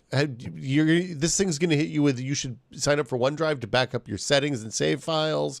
You should Oh my have gosh, Game it's Pass. relentless. And you know what? You might want a copy of Office Live 365 so you can do some spreadsheets on here too. It's like a little computer. You could probably do a pretty It cool is. presentation on a little handheld like that. Yeah, Yeah, exactly. it is. Think about that. Instead of carrying your laptop to do your financials, you just dock your Ally X cross Xbox and you're good. Anyway, yeah. Actually, friend of the show, Rurutu, has a good side note here in the comments. Reviewers complaining about 8 gigabytes of VRAM holding back game devs on discrete GPUs, while these handhelds have like 4 Zen 2 CPU cores and That's like, ridiculous to me. That's ridiculous to me. I didn't realize that because again, I was on vacation until like Tuesday, so I didn't dive deep into this. I didn't realize it. I knew it was 4 cores, and even then I was like, but 4 Zen 2 cores. It's and really that's for the entry level one. So yeah, the you know the Ryzen AI Z2 Extreme. We're talking about 8 core CPU, Zen 5 goodness. 16 GPU cores. So I'll stand by the gross that I just said. yeah. But So yeah, I would like to posit though that when we talk about loss leaders, I'm not thinking that they're going to slash prices so hard that it's, the emotional equivalent of seeing, what was it, the 2700X, the Ryzen 2700X for $139 like the year after it came out or something. I'm not talking about that.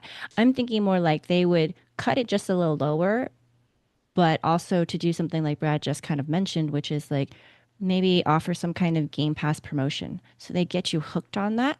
They get you subscribed to that. And then, like a lot of people do, you forget that you're subscribed to it. Now they're making back that, cut that they basically offered on the hardware.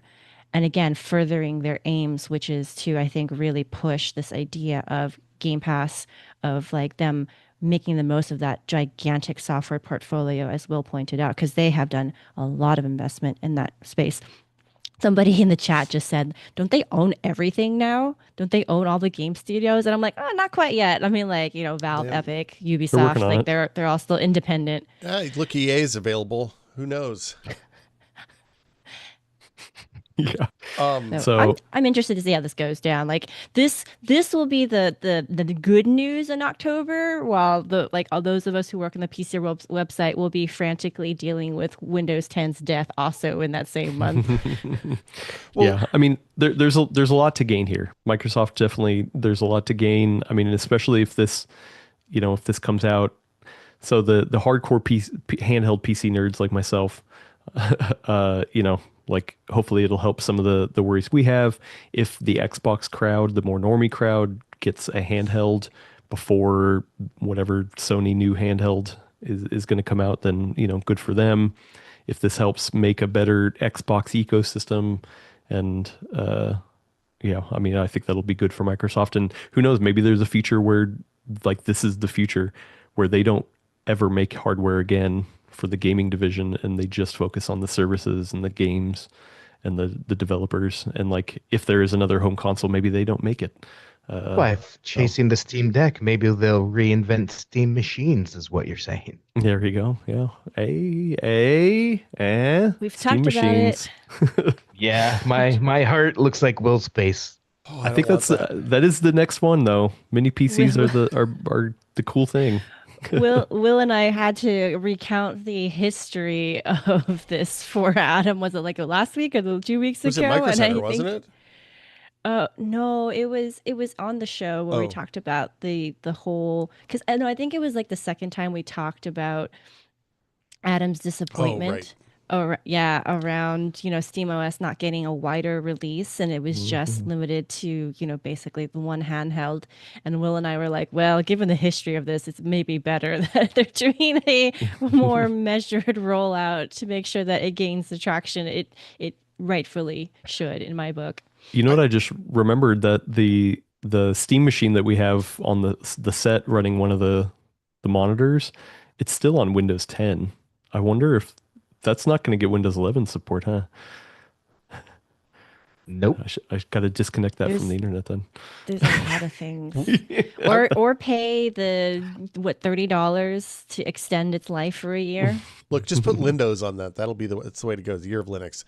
Um, Windows. I was gonna say the last thought I have on the Xbox thing is that they're definitely going to push Game Pass on. I think you're absolutely right, Brad.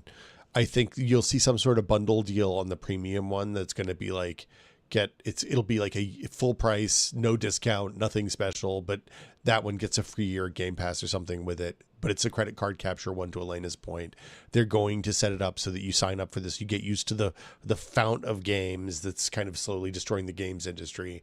And because like the common wisdom among developers that I talked to when I was at GDC, the common wisdom is you release games on Xbox so you have a chance of getting a Game Pass deal after your initial sales window is over, but that you're not going to sell any copies of anything on the Xbox, because at this point people who have Xboxes are their Game Pass boxes.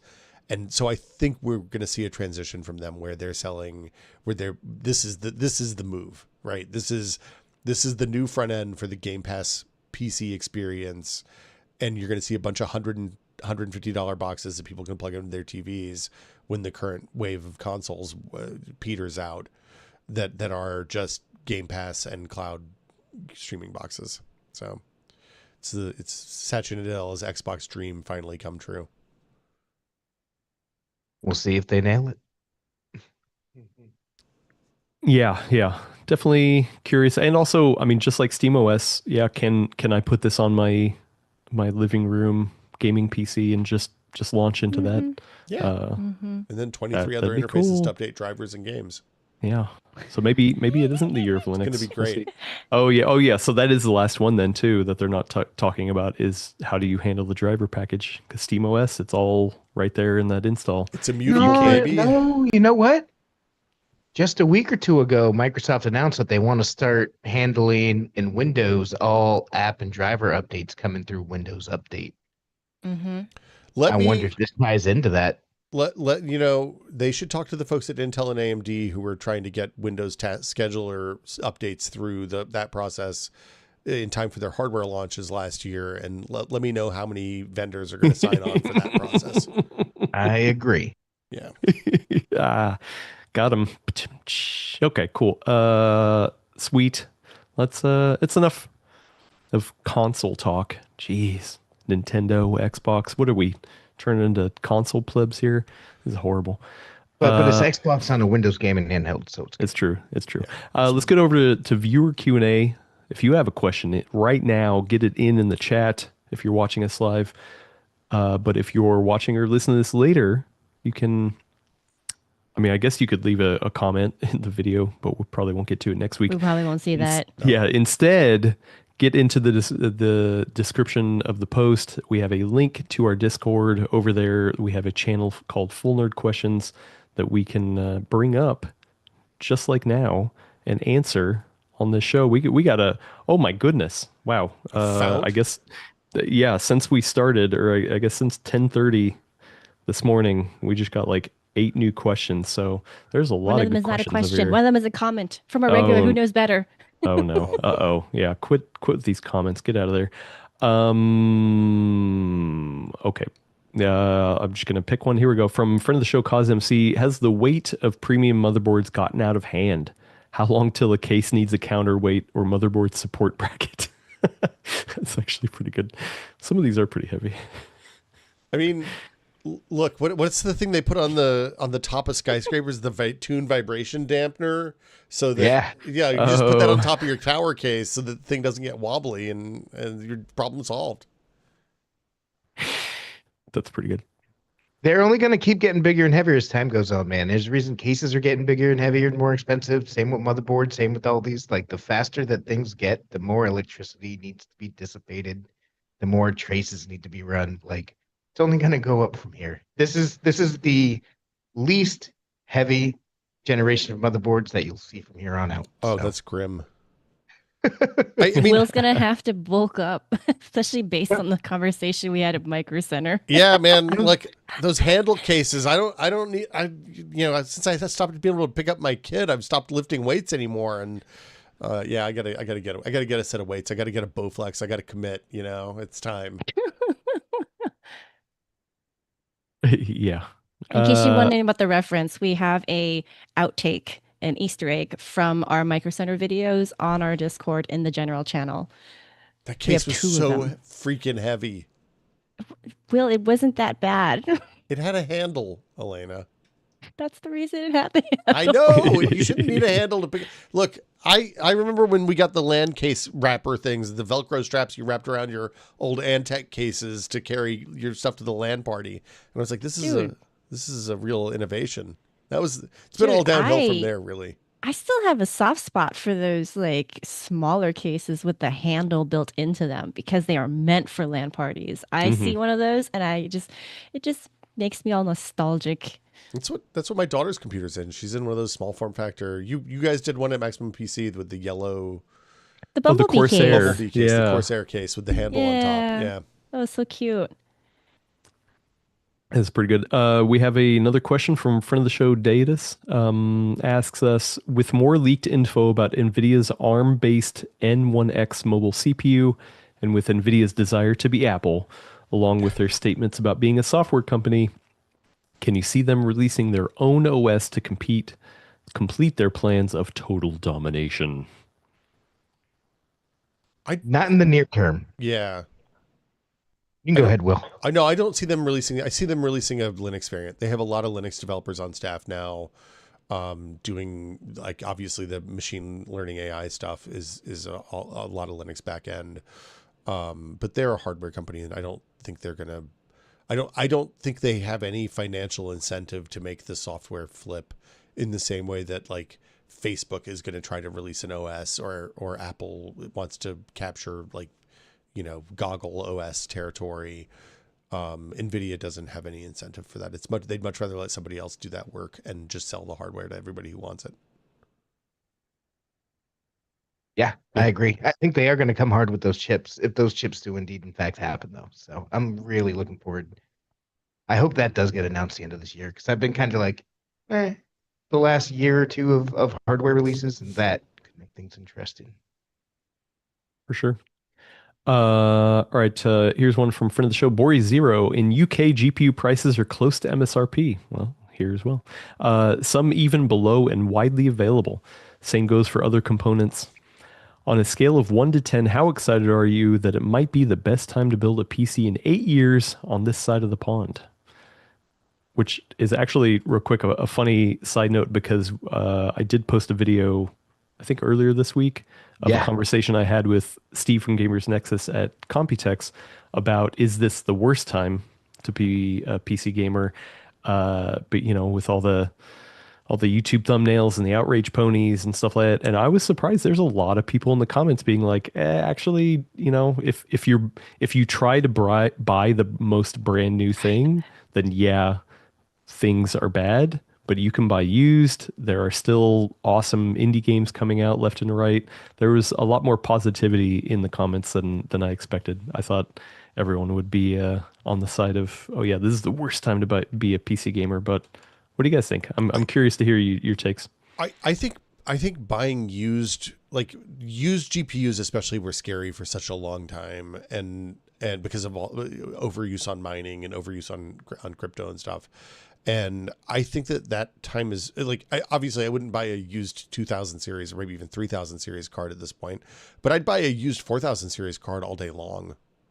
And like, I think that opens the door for a lot of people. I think that's exciting. 4000 series cards still kick ass. Yeah. For if you're on the other side of the pond, you can get even new card to MSRP. Like I haven't known that reality in over 5 years myself. So 10 out of 10 excitement for y'all. Get it, go do it, have fun. Uh, I actually think it's not a terrible time to be a PC gamer. It sucks buying graphics cards. Yes. But if you're happy with 1080p gaming, say, hey, I just want to make a modest priced gaming PC, 1080p gaming. You can get a pretty affordable chip. You can spend $300 on a graphics card. You can get a pretty reasonable gaming PC for a pretty reasonable price these days, I think. Yeah. Interesting. Elena, what do you think? I mean, obviously, it is exciting when you can build for much cheaper than you have been able to in a long time. Um, I think in general, this is just highlighting the difference. Also, I think maybe either subjectively or even objectively, the difference between living in the United States right now and our fiscal policies kind of influencing our perception of how things are going, and then people in the rest of the world, how that's affecting them, and how their fiscal policies may be allowing more stability for their perspectives, right? So it could be just that in some ways there is this indirect positive effect for other countries, that because things are so uncertain here, manufacturers are having to like spread out their stock and also change kind of like how that's being priced to make sure that they can still, meet the numbers that they need to meet in order to stay as viable businesses. So, basically, I think the short version of this is that sucks for us, but great for you. So it's good somebody's benefiting from all this chaos, right?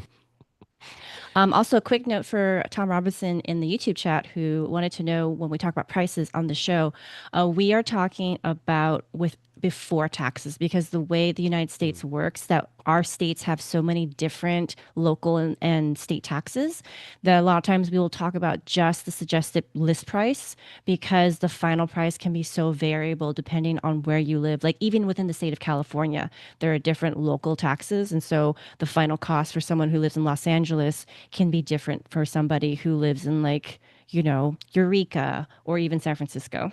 Like it's And prices are different where I live in San Mateo than where you guys live in San Francisco, because we have a different Even sales that, yeah. tax. When I lived on a state border, the retail stuff was all in one state, and because the sales tax was lower there, so all the shopping centers ended up on the other side of town.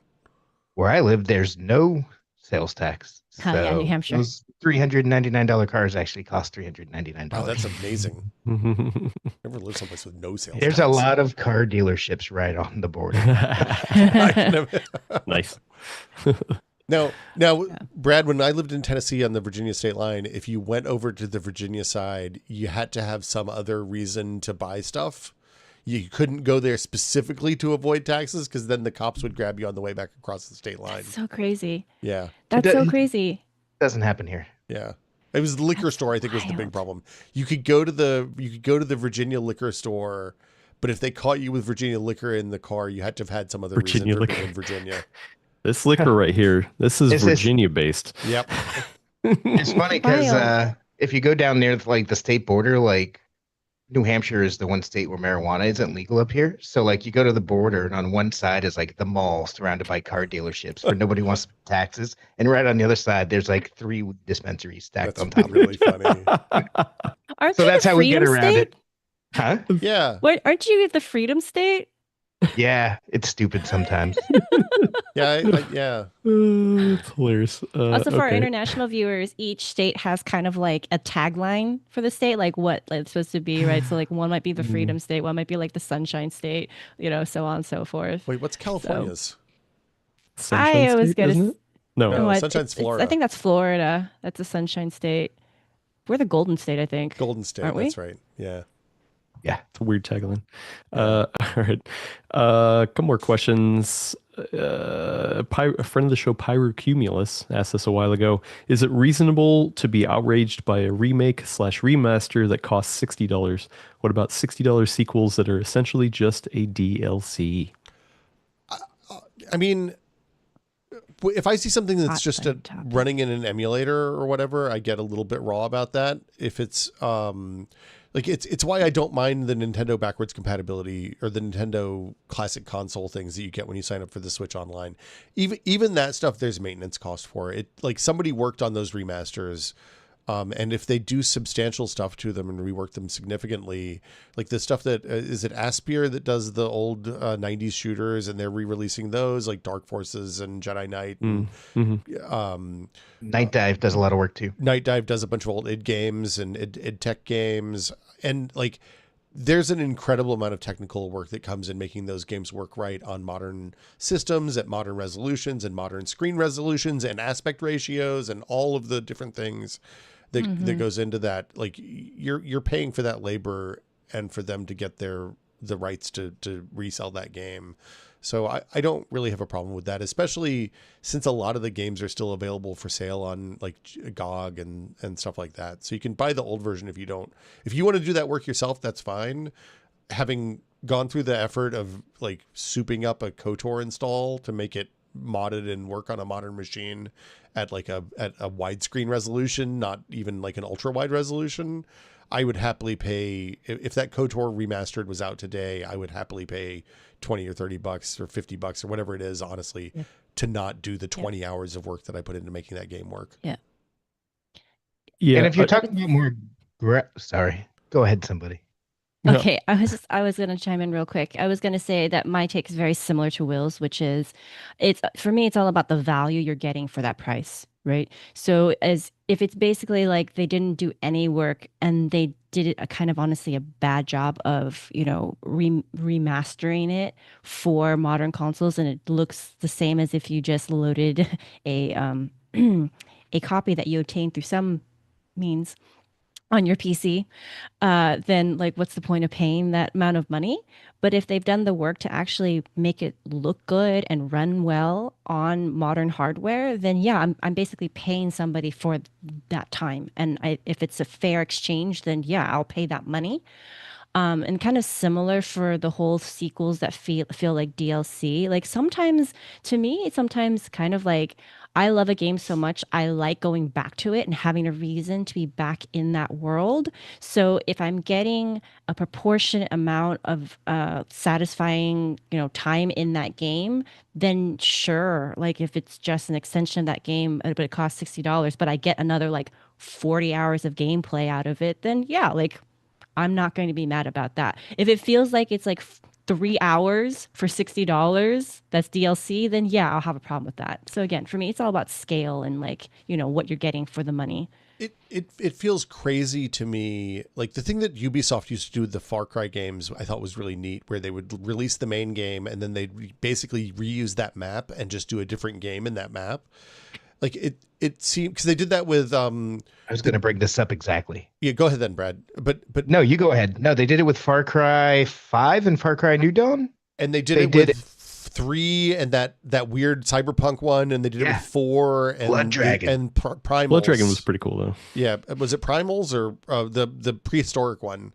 Yeah, like I mean, and honestly, like Nintendo did that with Breath of the Wild and Tears of the Kingdom, and like it's not obviously made big changes to the map, but they started with the same base and the same characters, and like it's kind of cool to go back and revisit a place that is familiar to you. I played Breath of the Wild 8 years ago. I'm playing Tears of the Kingdom now, and like I'm like, oh, I remember that character. I helped him with something a decade ago, and like. I don't mind them reusing those art assets. Like I don't mind the thing that Elden Ring has done with Night. What's that thing called? Night Rain. Night Rain.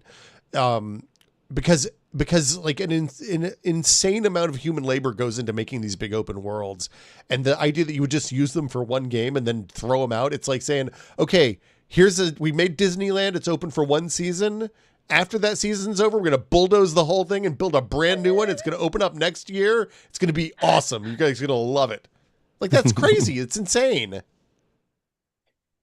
Yep. Yeah, I mean cost, right? It always comes down to cost, to like what you're willing to pay. Like there's definitely been some kerfluffle. One of the Switch 2 launch games I've been playing is the Bravely Default Flying Fairy HD remaster. And I actually I've always wanted to get around to that series, and I never have. This is my first time playing a Bravely Default game, and it was $40, and a lot of people are like, oh my God, they barely touched it. Like it's barely a remaster. It's more like a a port onto the Switch 2 that they're charging $40 for, and I'm like, well, I never played the original, so I'm glad it's on the Switch 2. So yeah, it really depends where you're Yeah. coming from. So okay, a couple more and we'll get out of here. Friend of the show, Matt, asks, what is the official name of the thing on a microphone that shows what outlet you are from? Like the one we had at Micro Center showing the PC World Oh, there's logo. a real name for that, isn't there? It's a flag. Yeah, Oh. that's what I've always referred to it and have heard it referred to. So we actually, Today I learned. yeah, it's called a flag. I actually don't know why. But yeah, before I started here at the company, that's how everyone did all of the trade show videos, was holding a hand mic with a flag, and you would have your outlet, either Macworld, PC World, Tech Hive, whatever, and you would show up to a trade show and be like that. And we actually had in our video team studio storage, like literally a box just full of flags. We probably had like God, they're really expensive. so many. Yeah. Oh yeah. Because it's a custom molded piece of plastic with like a ribbing in it that you can sleeve into any microphone and it'll fit. So it's actually a really nice thing. And then you put your own sticker on top of it, for whatever outlet you're at. So like they're really nice. We had a huge box full of them, and we actually got rid of all of them except for like one for each brand. We held on to it, and I feel bad now, but Gordon always wanted to go back to using the hand mic at trade shows, not for like hands-on stuff, because that always made it hard. Because back in the day when we were at trade shows, the way we used to shoot video was all A roll and then all B roll, right? So the you would get all the information, you would regurgitate it to the camera, so you were just holding the mic, and then everything you were talking about was covered up in footage that was shot separately. But then, it was much easier and much more fun to shoot. No, hey, we're here looking at it. Look, I'm holding it. You get to see me try it out. We're looking at it, So like holding a mic just didn't make sense in that context. Nope. The one context was when he would want to interview people, because we always did interviews at trade shows, and he was like, "Oh yeah, I want to interview people." And I was like, I don't know. It's just that has a connotation to it. Like when we went to Micro Center and I was interviewing somebody, that felt right. But when you're like standing there with Steve at Computex, like it feels Yeah, it's weird to be different. like, "Hey, Steve." But he always liked the idea of it and the look of it, for sure. And I would always like poo-poo it down, and then look at this now. Now I'm using it. At Tested, we always did. Well, okay. The wireless stuff was much less reliable at trade shows back then. So like we were using old mic packs that you couldn't use on like the CS show floor because the RF interference was a nightmare. So I carried around a 25-foot long XLR cable with a stick mic attached to it. And it made it really easy to do pickup interviews, was the thing I liked about using the stick mic on trade show floors. It also means that if you're talking to people and you want to be able to control the conversation a little bit more, maybe cut off a rambler. Not that I would ever do that.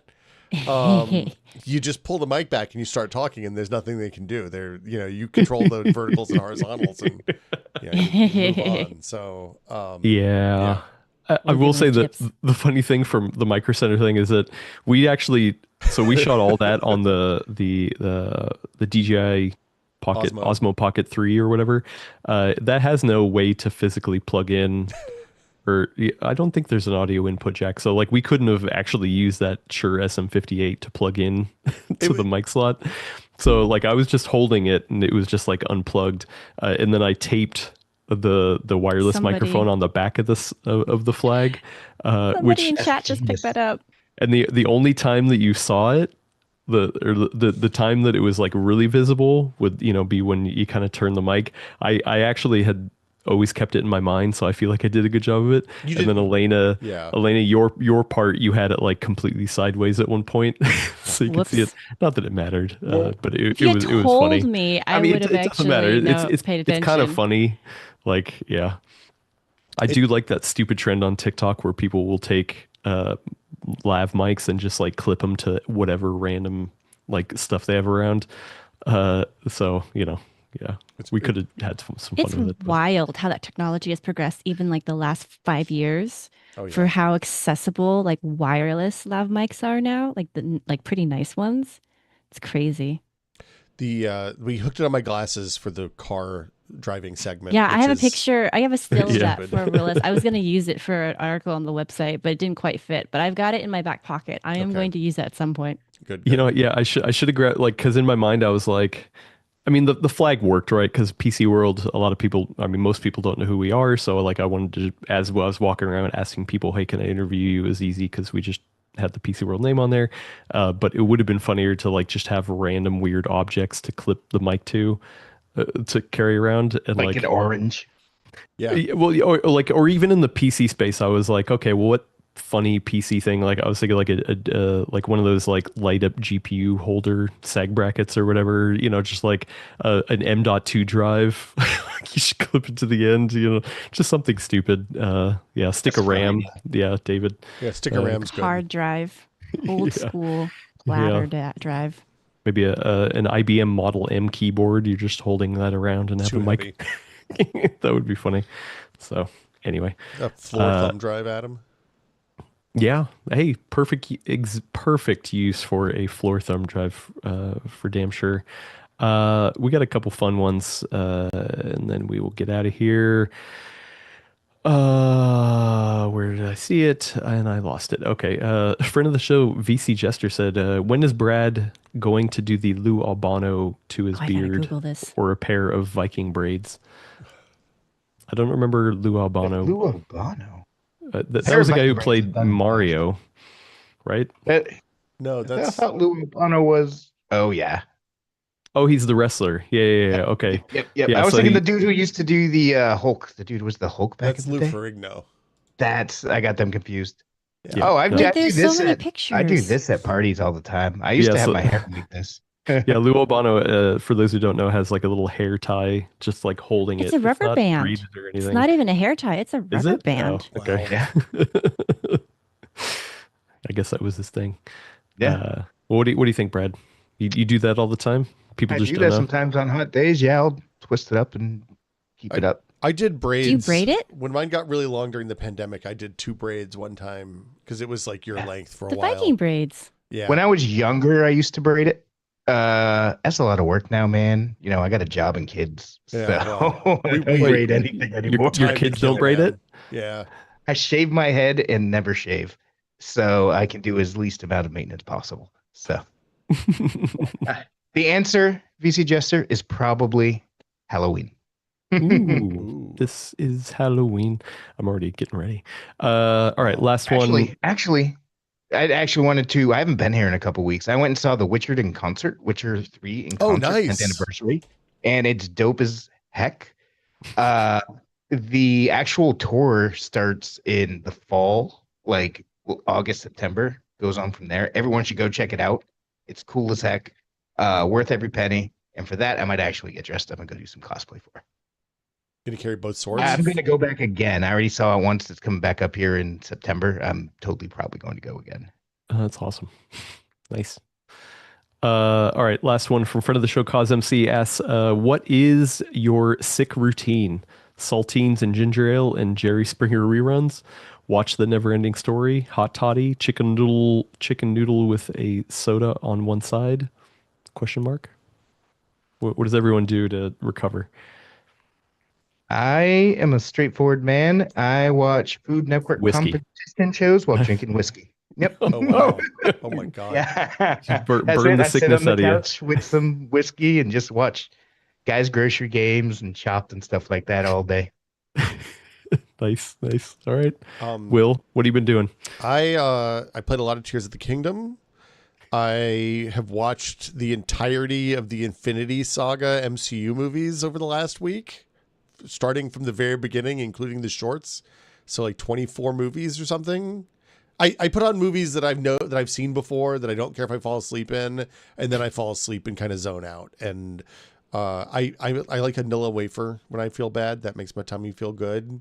Ooh, a Nilla wafer. A Nilla wafer. It's like, here you go, your Nilla wafer. And like some sort of a carbonated beverage. But I lost my sense of taste this time, which it sucks, it turns out. Drain the excitement out of it. Yeah. Of the Oh, that Nilla really wafer. did get the Rona. Everything It's just tastes a Nilla sweet wafer and without sad. the Nilla.